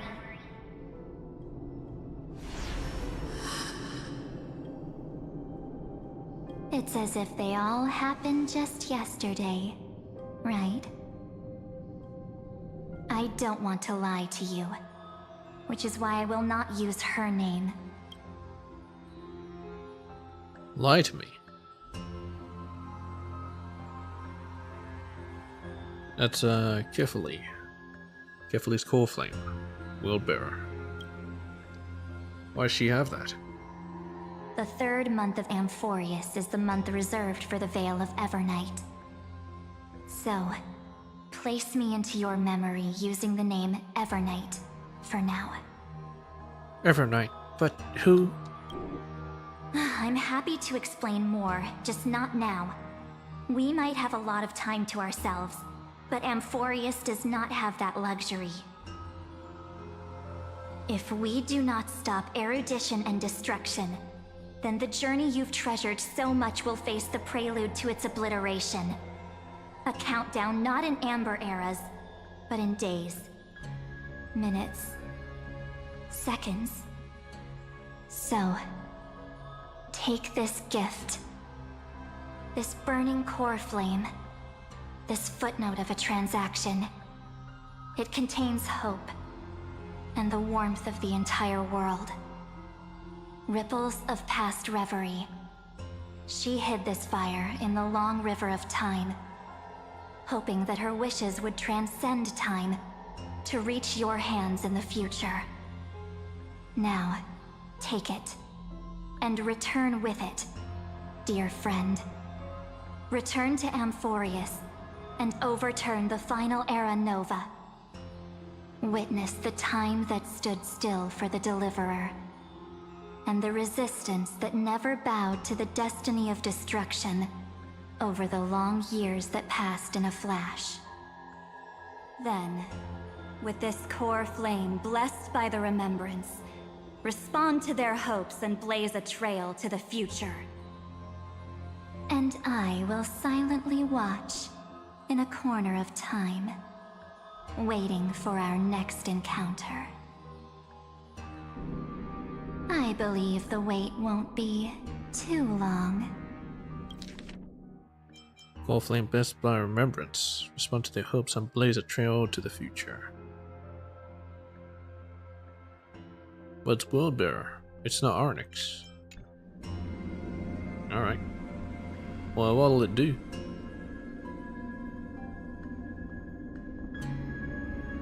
What exactly is happening? Keep going. Keep trailblazing. For Amphorius. For you. And for the March 7th in your memories. Go forth. Let's hope it's not too late. Onward we go. Amphorius needs to deliver her. I trust in March, even if she no longer looks the same.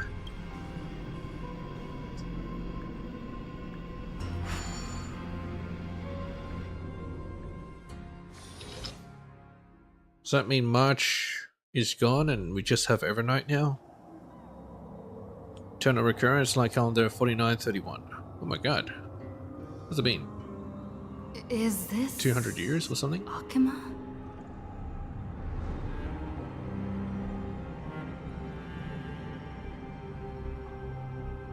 Oh, it doesn't look that bright. No one's here. And the dawn device off.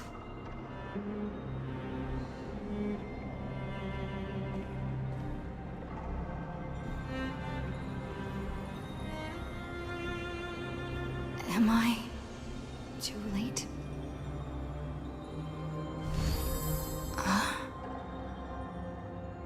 Oh, convenient. Let's talk. Investigate the fragments of recollection here. Core flame of world bearing. The world bearing Titan Kefali's fallen soul, yet seemingly some foreign force has tampered with them, making their divinity different from the one in the past cycle. The core flame awaits its rightful return, through which the final deliverer shall forge a new Era Nova. We still gotta do Aeronova. Mythical Axiom. Departure, metamorphosis, trials and return. Heroes are like a sequence of numbers, the epic tales written in arrangements of zeros and ones.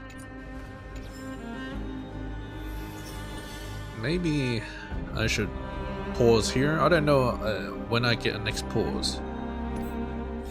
Let's see, Faint Atlas. Can't use that function here. Well, I'm getting out of here then. Wasn't safe. It's still early. Where to now?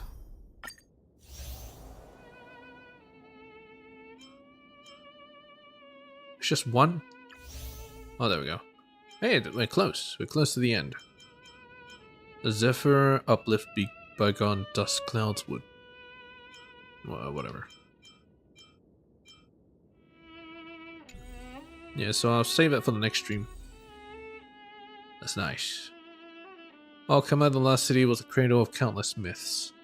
Once she was like an innocent nymph, sheltered by law, draped in flowing finery, basking in sky's dawning light.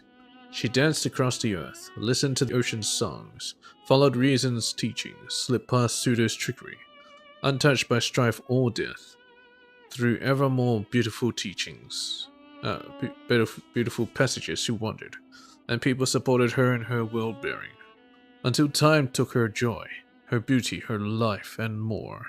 A skeleton lies quietly in a stone coffin, yet beneath ribs carved like white jade, her heart hasn't withered. Wipe away the dust from that beautiful heart, and listen. Listen to the heartbeat preserved for you.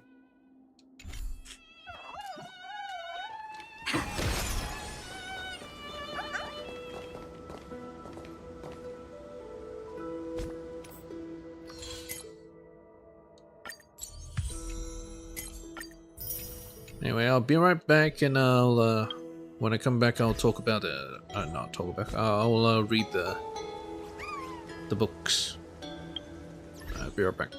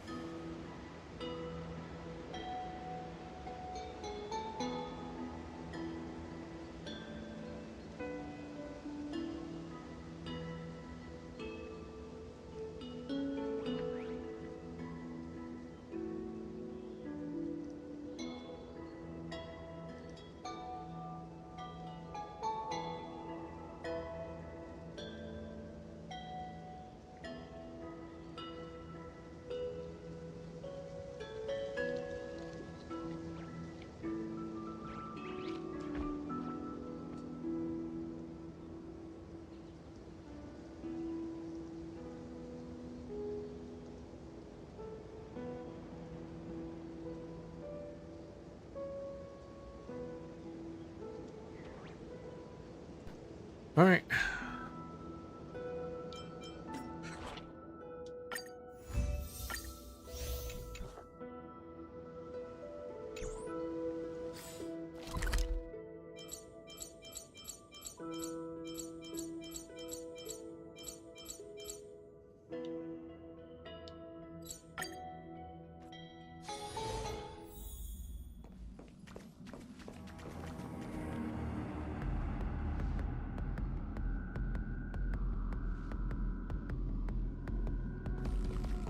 Oh, I kind of wish there was a window on the other side. Oh, maybe there is. In March's room. Oh, hey March. A number of thin sheets of ice have shackled the unconscious March down to her bed. The once warm bedroom is now permeated with bitter cold. Or every night, I should say. Silent and flawless in the eyes, just did when she was drifting through space.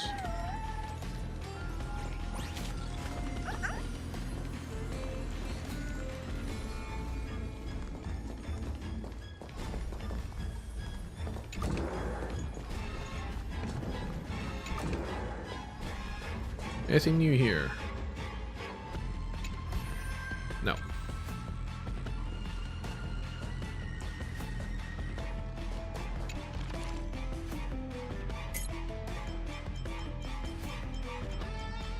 Alright. I reckon I can get these 3 rows done. 4 rows. Oh shit, 4? I'll do this Cascade Baby Seals roster update. Notice. Official announcement from the Cascade Aquatics Club regarding their Baby Seal team. After positive and respectful communication between the club and the player, and with full regard for the player's wishes, Bubble, formerly known as Cyber Campus, former Chimera member of Cascade Water Sports Club's Baby Seal team, has now officially completed their contract with the club and will depart effective immediately. Since the beginning of the birth month of Agusa, Cascade Club has seen a renewal of its Baby Seal players, continuing an undefeated streak from group stages to the elimination rounds. Bubbles joined Cascade Club as a core member at the start of the Seal Slammers competition. As one of the event's star players, Bubbles will certainly bring glory to the new team. When the wind breaks through the waves, we shall boldly sail where no boat has sailed before. No banquets last forever, and the exciting moments left on the field will be cherished forever. We thank Bubbles for their dedication and contributions to Cascade Club since the very beginning of the competition, and extend our deepest gratitude to the fans for their unwavering support. What has passed is but the prologue. We are grateful for the encounter, and parting holds no regrets. Life is full of dreams, and everyone shines in their own way. We wish Bubbles a bright future and a successful career ahead. Until we meet again, smiling at the entrance to the next competition. Cascade Water Sports Club Baby Seal Team. You mean my Bubbles? Wait, where's Bubbles? Maybe she doesn't, he? I don't know, it does not appear here. There's my active pet right now.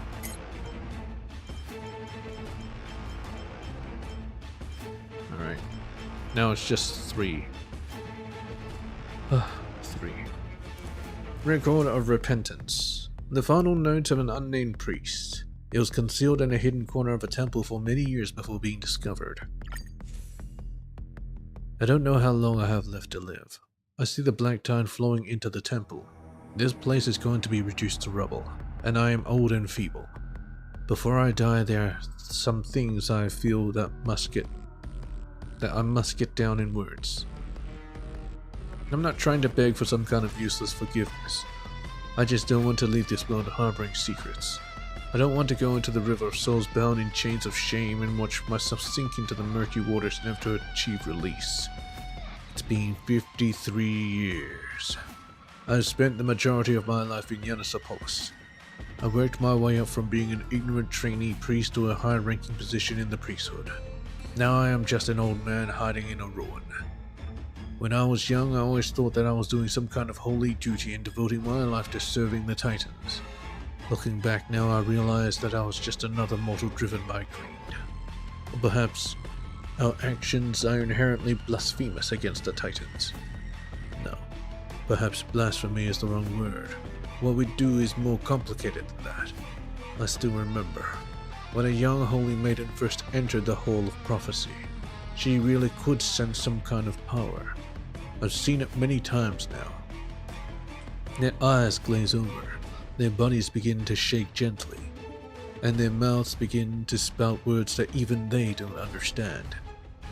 Possession.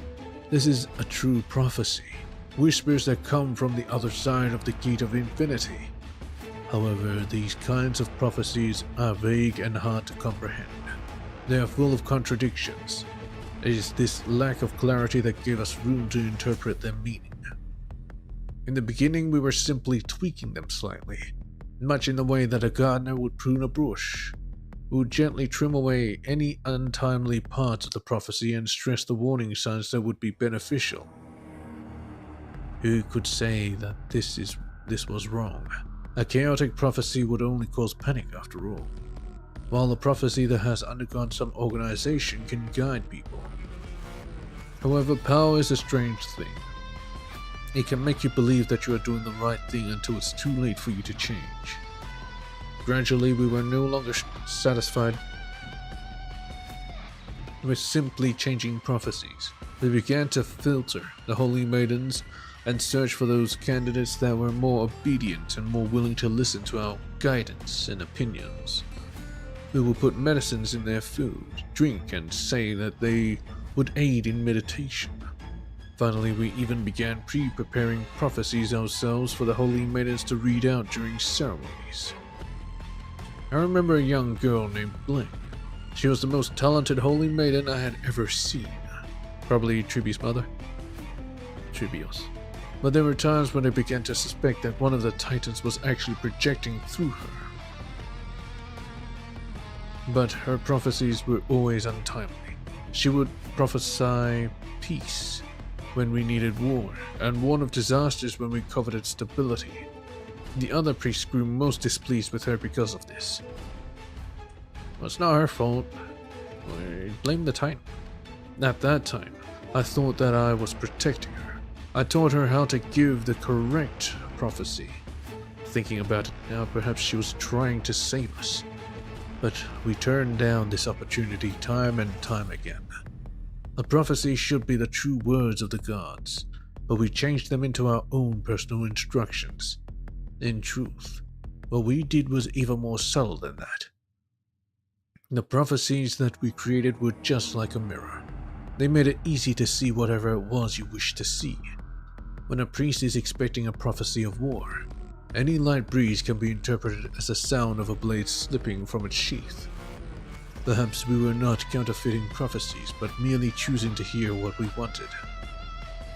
The most ironic thing is that even manipulated prophecies would sometimes reveal the truth. There was a ceremony in which Blank seemed to have lost her mind and started screaming in insanity. The abyss is opening its jaws, the holy city will be devoured in black water. In that moment we thought it was just meaningless ramblings. Looking back now, perhaps the Titans had never left us. We just could no longer hear them. I often wonder if Yanis had been watching over this whole situation. Had the god behind the Gate of Destiny been mocking our arrogance this whole time? We thought that we were weaving fate. In fact, it was fate that was weaving the ridiculous lives of us mortals. If you ask me, the future that I saw, the coming of the Black Tide, may not have been a punishment at all. Perhaps it was a release. It has washed away all of the lies that we carefully constructed to make us face the truth of this world. I bumped into a number of familiar faces in the reflection room at the back of the temple. I still remember how they would dote on me back then. The beautiful jewels, the stacks of gold that would stretch out my silk purse, and all my favorite things from Alchemy and Castrum Kremnos that they managed to get their hands on in one way or another, had gone through hell to have delivered to my room. In what feels like the blink of an eye, these holy maidens are all old ladies now, but their eyes are clearer than ever. Strangely, when we spoke about the past, they didn't seem to hate me at all. Prophecies are naturally chaotic, they said. Perhaps no one can ever understand the will of the Titans. That's how it is. Though prophecies are chaotic, the food, clothing, and authority of the holy maidens were precisely controlled by mortals. I can see my chances of survival slipping away. The terrifying black tide is growing ever closer. Though no one can see it, it is as clear as day in my pupils. I don't know why, but I feel a sense of calmness. Perhaps this is my final prophecy. After destruction, a new truth will be reborn. Oh, and then it became a maiden? A holy maiden? Saffron's secret recipes. Decree of the Seven Sages. A page from a book used in the Grove of Epiphany's general education courses. It has been torturing generations of scholars for many years as an important test point that requires memorization of the entire text. Oh my god. Grove of Epiphany, historical document, volume 3, recorded by Nisperus scholar Herodoton. Light calendar year 4919. Since the establishment of the Grove, scholars have maintained a level of restraint when it came to debate and disagreements. After centuries of maintaining this balance, a debate erupted that became a matter of our survival or extinction. The cause of this debate was the balance between reason and faith. A portion of the scholars believed that the Grove should act purely in pursuit of knowledge. Others argued that scholars must not deviate from their reverence of Circes. The debate intensified by the day, as scholars from each school eventually split into 7 independent groups, each operating independently in separate areas of the Grove. I see. How the 7 schools were formed. The Lotophagists moved from the courtyard of storage to a remote forest. The Caprice scholars led their beasts into seclusion, and the noticed mathematicians even claimed that they would leave the Grove to find a pure land that had not been tainted by idiocy. Seeing this paradise of intellect about to be divided, each school had no choice but to meet and discuss a countermeasure. After 3 months of constant negotiation, the 7 schools finally agreed to hold a conference in the Star Chase Atrium. The conference continued for a full 7 days. According to the records from the time, the first day of discussion almost spiraled out of control. The Venerationists persisted in their belief that all research should be completed with reverence for the Titans at its core. The Halcolithists, on the other hand, disputed this, saying that excessive reverence would impede the search for truth. The Erythroceramists went on to criticize the other schools for stifling the freedom of artistic expression in the name of reason. The dispute persisted until the 4th day, when a rare lightning storm hit the Grove by surprise and the scholars were forced to move to the Library of Philia to rest and seek refuge from the rain. It was during the tea break that the scholars began to reflect on one question. Why would Circes choose to come to Earth in the form of a tree? The Caprice pointed out that trees needed to be rooted to the ground as well as growing upwards towards the sky. They must follow the rules of growth whilst adjusting to the changes in their environment. The noticed mathematicians added that the form of a tree itself contains a most strict mathematical structure. The Lotophagists, on the other hand, reminded everyone that the growth of a tree is dependent on sunlight, rainfall, and nutrients from the soil, much like knowledge requires various sustenance to grow. By the 6th day, the various schools finally reached an accord regarding their management structure. The establishment of the 7 Sages system would allow each school to maintain their independence while simultaneously keeping each other in balance. However, debate regarding the candidate for head sage led to an unprecedented stalemate. Each school insisted that their beliefs were closest to the ideals of Circes. The Cryptogenists, currently known as the Nusporists, hereafter referred to as the Nusporists for clarity, placed importance on seeking out the true nature of life itself. The Lotophagists maintained the importance of cultivation of body and mind. The Caprists advocated returning to nature. The Nodists held watertight logic in the highest esteem. The Venerationists emphasized divine rituals. The Halcolithists sought perfect balance, and the Erythroceramists stood in defense of artistic freedom. I don't think anyone's going to remember them, except for the Venerationists, Nusporists. That's about it. This debate endured an entire day and night. People proposed all sorts of solutions. A rotation system, a parliamentary system, and someone even proposed a lottery system. However, there was no one solution that could satisfy everyone. A democracy. Just when the stalemate reached its pinnacle, a single leaf fell from the sacred tree and happened to land on the center of the conference table. This sight reminded the scholars of an ancient proverb. Circes once said that the roots of the tree of reason are just as important as its branches. If one end is neglected, the entire tree will wither. After a long period of silence, someone proposed an idea.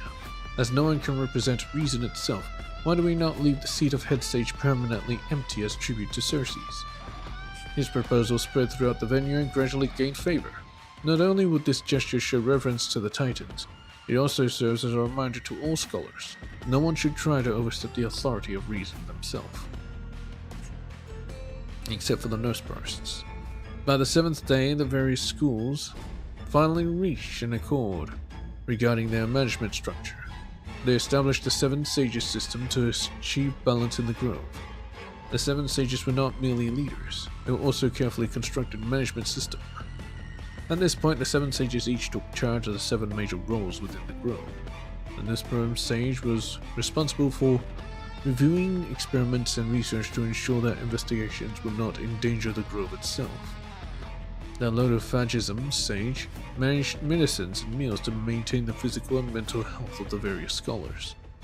The Caprism Sage would oversee the forest and beast to maintain the boundaries, to balance the boundaries between nature and humankind.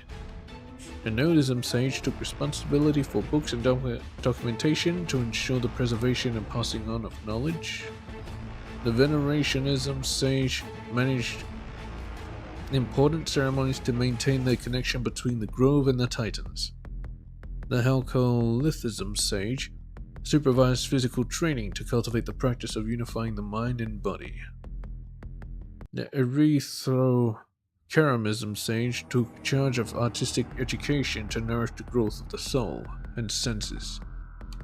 Following this, they established a strict system of rules. Each sage can serve for only 7 years, and their role cannot be held repeatedly by a scholar of the same school.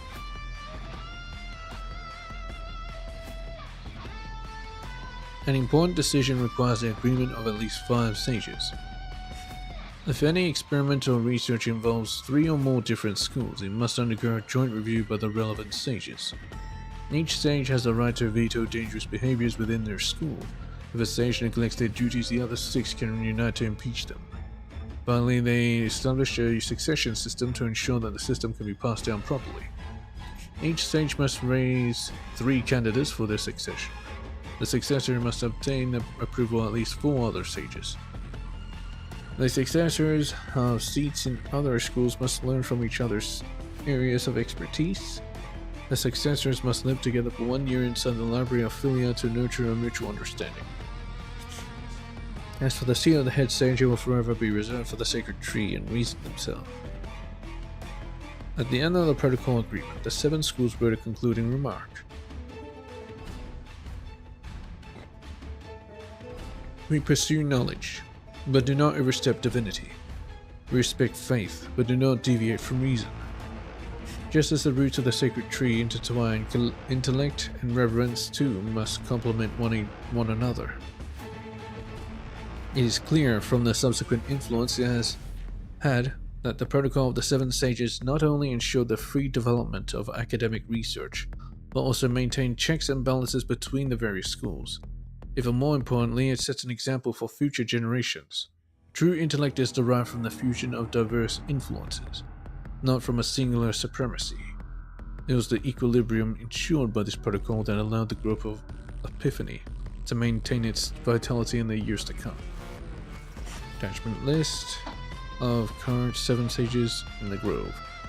Phagism, Medea, Caprism, blank, Nodism, Apuleios, Venerationism, blank, Halcolithism, blank, Erythrocheramism, Socrype, Nusperism, Anaxa.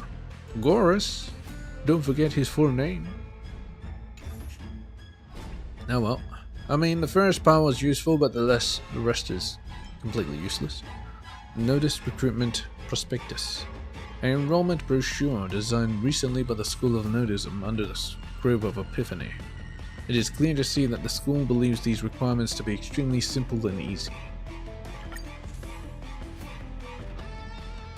The Nodis School aims to cultivate students with a solid theoretical foundation and are capable of utilizing absolute rigorous methods of inference to study the relationships between all things, as well as to measure the quantity of all things, their structures, the spaces they exist in, and the changes therein. As the school with the longest history in the Grove of Epiphany, scholars have access to priceless knowledge that has been handed down through the Nada School over millennia. This knowledge is built on a basis of a very small and necessary number of foundational facts, and employs strict tautology to illuminate all self-evident truths that may create misconceptions. It is for this reason that although our school may revere the Titans in daily life and honor the morality of Amphorius, when it comes to research we refuse to discuss them without rigorous consideration. We discourage anyone who would use this as an excuse to indulge in excessive, vapid discussion without engaging in the work of academia from joining. Our school maintains the belief that, as a theoretical pillar, mathematics is a science that examines the relationships between all things in this world in an absolute and rigorous manner. We welcome all seniors, fellows, and students who also hold this opinion of mathematics. This school does not set any form of standardized assessments. That being said, in order to ensure that no one's time is wasted, we hope that you will consider your ability to answer the following questions before contacting us. Why is it that the conclusions reached by mathematics can be deemed worthy of the name truth, when those of the other schools can only be referred to as knowledge? Why is it that even the great and mighty Titans are forced to obey the laws of mathematics? Why is it that we say that if the world were to have a foundational language, there must be mathematics? Is this the truth? Why is it that people say the divine authority of the Titans can be changed as they please, but the conclusions of mathematics could not possibly ever change? Why is it that it is not just numbers alone, but the concept of infinity, infinitely small, infinitely large, infinite distance, can also become objects of study for mathematics? Why is it that the seemingly objective study of mathematics is a creation of the subjective will in humanity, and also cannot ever be separated from it? Why is it that 6 and 1 do not contradict each other? Why can 1 plus 1 equal 2 be completely proven with just a single sentence? Mentally calculate the square root of any 2-digit integer. Produce the correct result within half a minute.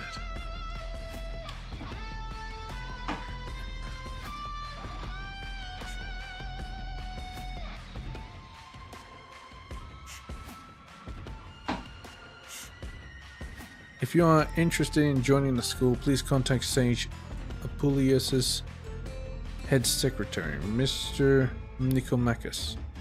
Note, Nicomachus works at the lucid hour from Mondays to Fridays. The rest of the time is reserved for personal activities, as they are absolutely not to be disturbed.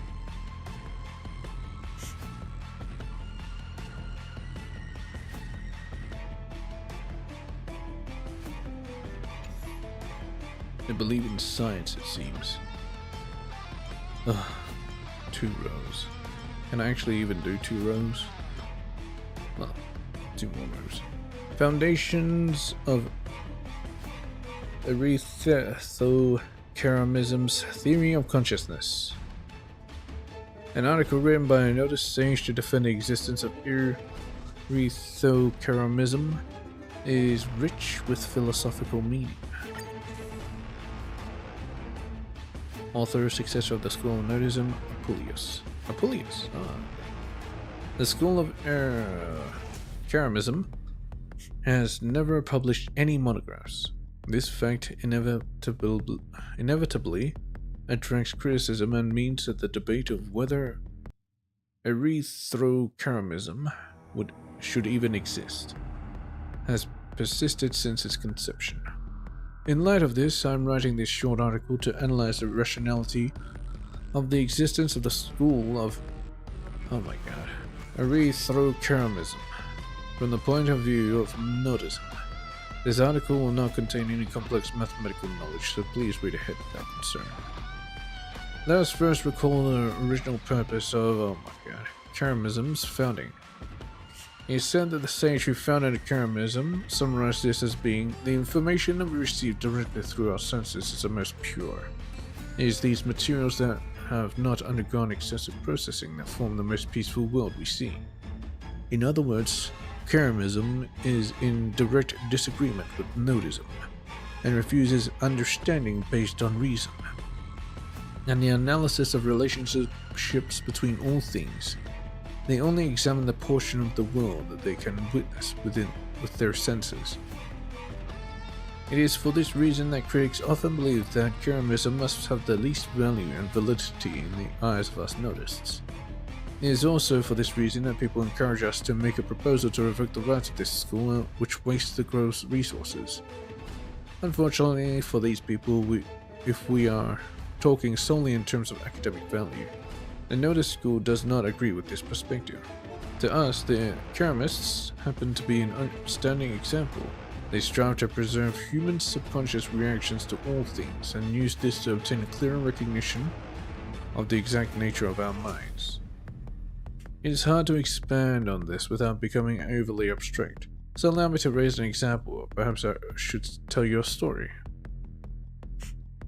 I once toured Okama alongside Madame Sokripe of the Karamist school, and we had the following discussion.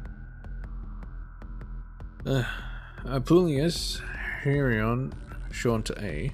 Hieron, shown to A. Logical deduction is to all things, as the world-bearing time raising the heavens is to humanity. Sokripe, Hieron, shown to S. I agree. There are no more than castles in the sky. What do you mean by this?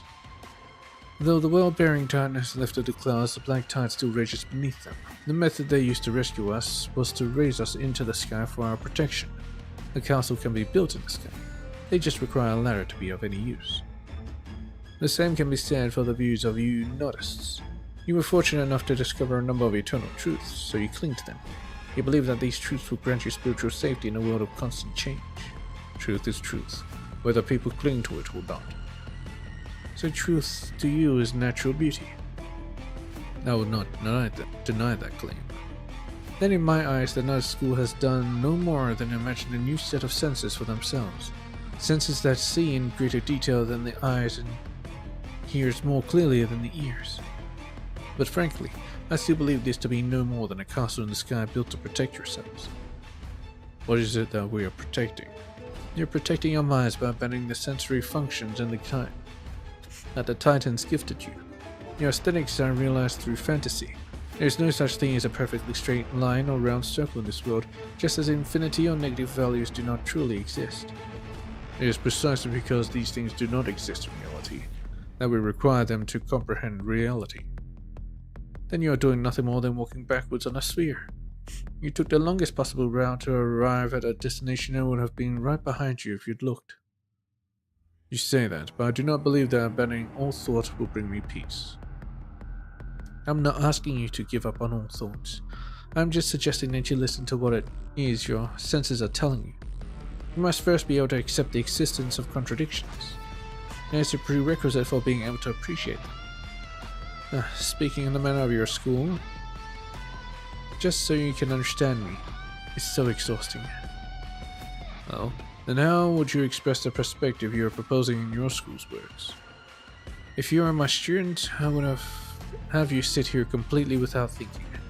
You would use your eyes to listen to the sound of the wind and use your ears to savor the fragrance of incense. I don't understand. The world has never asked us to understand it. Your senses are capable of providing you with information that is far purer than any that your mind can distill. It's just that you have used thought to actively deny it. I do not think that these things that you are referring to can be subject to intellectual analysis. Oh, then congratulations, you have finally taken your first step towards understanding Karamism. That's right, it is precisely because intellect is not all powerful that we need to remain wary and not allow it to believe itself omnipotent. People often say that intelligence makes one humble. However, I believe that this humble attitude is no more than another form of arrogance. It is precisely through this sort of illusion that we mistakenly believe that we could stand on the same platform as all supreme beings. To explain in the words of my school, your obsession with the concept of self is too strong. You consider the Titan raised in the heavens extremely beautiful, so you imagine a cloud and place yourself shoulder to shoulder with them upon it. You cannot deny the beauty of the world-bearing Titan. It is right there before your eyes. As for the clouds that we create, that is no imagination either. It is another form of reality. You're quite right, but you can still obtain inner peace without these creations. There's the essential difference between our two schools. Yeah, Karamism is a waste of time.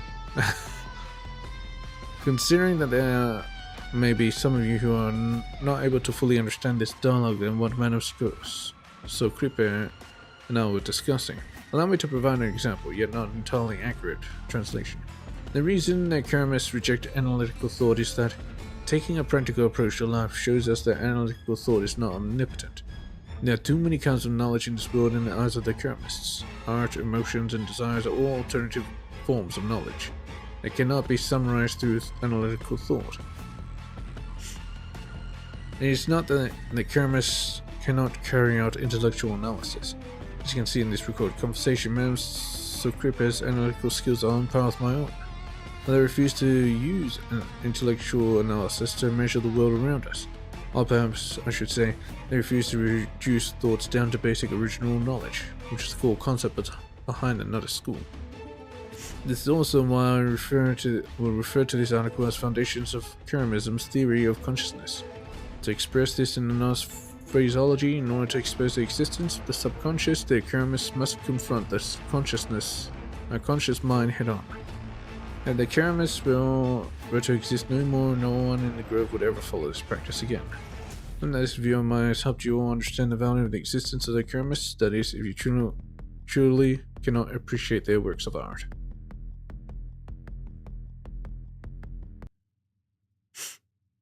Yeah, I don't care. I don't care.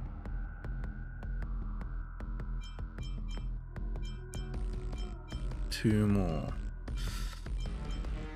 I just did one. Well,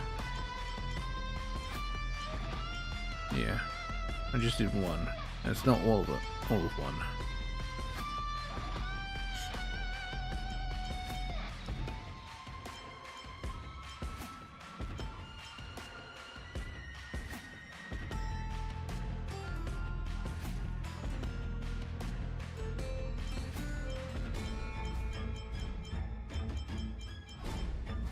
Why is there so much shit?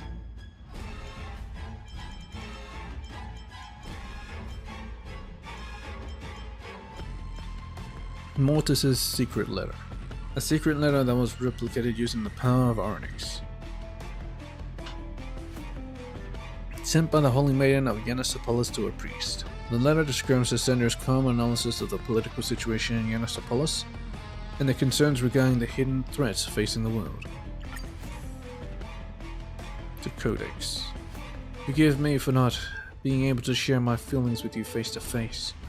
I have noticed a lot of new faces among the Holy Maiden's guards recently. Though they have not started to limit my actions yet, they are flies on the wall that I am certain are reporting back constant surveillance to Danalio and his followers. The majority of the priests and officials who I got along with have been removed from the temple and posted as envoys to other cities. And my contact with the civilians is under strict control. Danalio's party is clearly doing everything they can to weaken my influence. Though I bear the lofty titles of High Priest and Oracle Maiden, I have no right to speak on most matters and I am left with empty titles alone. If there are any officials or higher-ups in this great city of Yanasopolis, the so-called origin of the tripartite prophecy and the holy city upon which the Fate Titans lay their gaze, who still hold devotion to the gods, I fear it is just the two of us. One more thing. In this time of war among the Titans, where Nicodor has trampled Giorios into the ground and hounded Aquila across the land, many people whose cities have been destroyed have traveled far to request a prophecy from us. I have looked into visitors we have had from the Outlands over the past century and discovered that we have not received any envoys from the most distant city-states for some time. These cities would have been along the warpath of the Savage Guard, I sought prophecy from the Titans, and the response I received was that these distant small states were annihilated long ago. You didn't have to go through a prophecy to actually know that. I could have told you that. The Fate Titans revealed the name of the culprit long ago, the Black Tide. The destruction of these city-states was different to those destroyed by Thanatos or Nikador. Though these two gods are brutal and merciless, there would always be survivors left to weep for the dead. The entire civilization will not simply be wiped out overnight. However, with the Black Tide, it was as if the city-state was torn directly out of the ground of Amphorius. Almost no survivors remain except for the heavenly blessed state of dragons and waves. That's why we have so many voices in this world that resent Nikador and curse Thanatos. Yet very few report the devastation of the Black Tide. This bias has caused the various city-states to overlook the threat that the Black Tide poses. What's more, I did some research on the warpath of Nikador, and there is one question that I cannot get off my mind. In the past century, why is it that the Lance of Fury has seldom turned their destruction on city-states in the center of Amphorius, and spent their time roaming those on the very outskirts? It is said that Okame is under the protection of the omnipotent Kefli, but I have an absurd hypothesis. Nikador, the Mad King and the Savage God held in such disdain by the people of this world, is actually the guardian that protects us from the Black Tide. I fear this villain that destroys all city-states in their path is simply trying to drive people out of areas that are doomed to extinction, just like the story of the mountain breaker Geocles. There can be no doubt that it is just a matter of time until the Black Tide becomes the greatest threat to Amphorius. However, looking at the chaos that Yannisopoulos has now descended into, I worry whether people will be able to regroup and face the threat of the Black Tide with the necessary tenacity once the Calamity Titan's threat pauses. The world needs the Holy Maiden of the Three Fates to guide its future. She must be the envoy that carries the true prophecy to rescue this world, not just a puppet used to placate the masses. Denalio and the others are growing bolder in their actions by the day. I fear I do not know when they will make their move against me and Tribios. Oh, so it's the mother. Mortitas. Of all the priests in the temple, you are the only one that I trust, Lord Acolyte. I am willing to entrust the authority to pass on the Holy Maiden's prophecy to you. In return, I would ask that you watch over Tribios should I ever become unable to care for her, and create a hidden escape path inside our secret room in case of emergency. May Yanis reveal the path ahead for you, for me, and for this world.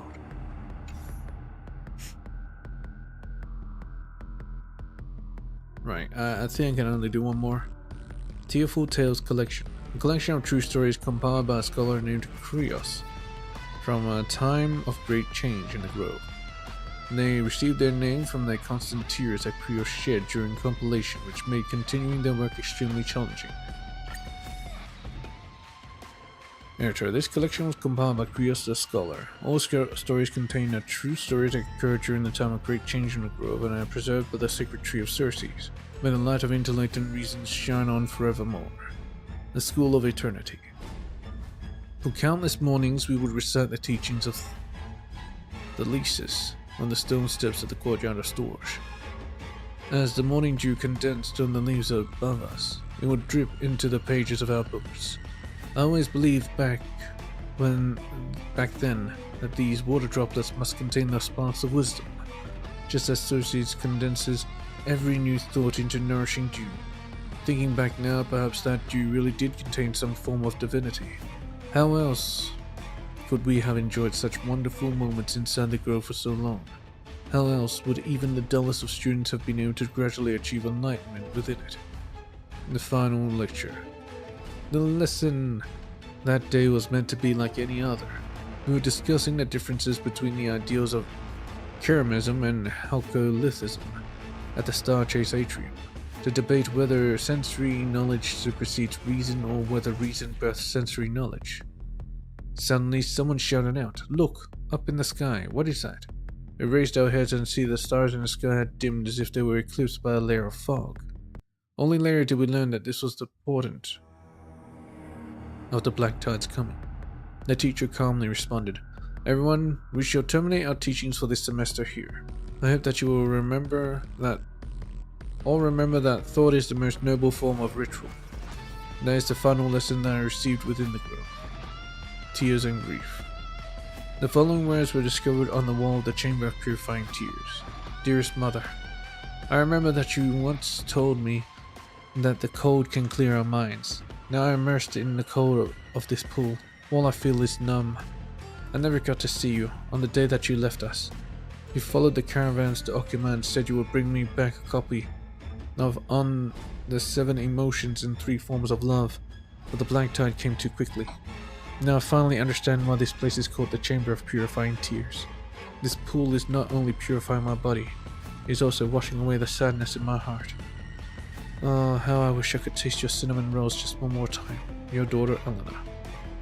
Dying ramblings, recorded from a dying white dryad. They said that we would die. But how could a tree fear death?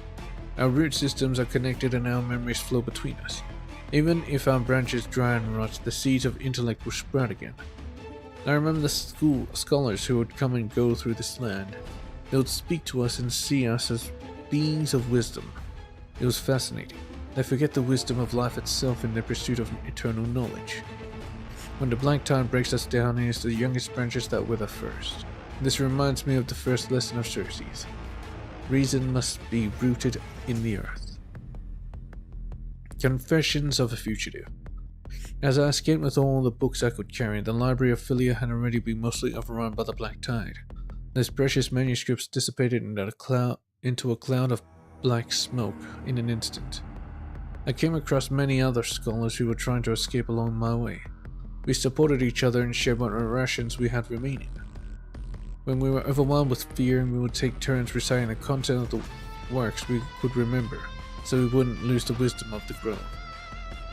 As we were running away from the grove, it was with uttermost irony that we kept remembering the warnings Thalesis shared in regarding pilgrimages. When you are chasing after the stars, make sure to pay attention to what lies underfoot. Perhaps this is some kind of cruel joke of fate, that we have come to this place to pursue knowledge. It is only when we are running for our lives that we finally come to understand the teachings of the sages that came before us. Final prayer. A snake discovered next to a corpse. Oh, great Circes, you have taught us reason and intellect, but never the terror of death. As the black tide devoured your roots, I saw the final leaf on your branches still trying to stretch out and reach toward the skies. If this truly is the end, please grant me your tenacity and allow me to think until my final moment. Editors afterward. As I was compiling these stories, I often found myself unable to stop crying. Each tear fell onto the paper below it, would cause the ink to spread into a small pool, as if those who had passed were still trying to tell me their unfinished stories. However, I think that this is the final epiphany that Circe has left us. That even in the darkest of times, the core flame of reason will never be extinguished. If you are reading this in the distant future, please remember, the grove was not merely a place that imparted knowledge to countless scholars. It is also a symbol of our ideals and beliefs. Though we have fallen, our ideals and faith will always remain here, never to be extinguished. And that brings us to a close. Hope you guys enjoyed. I'll talk to you later. Let's claim these.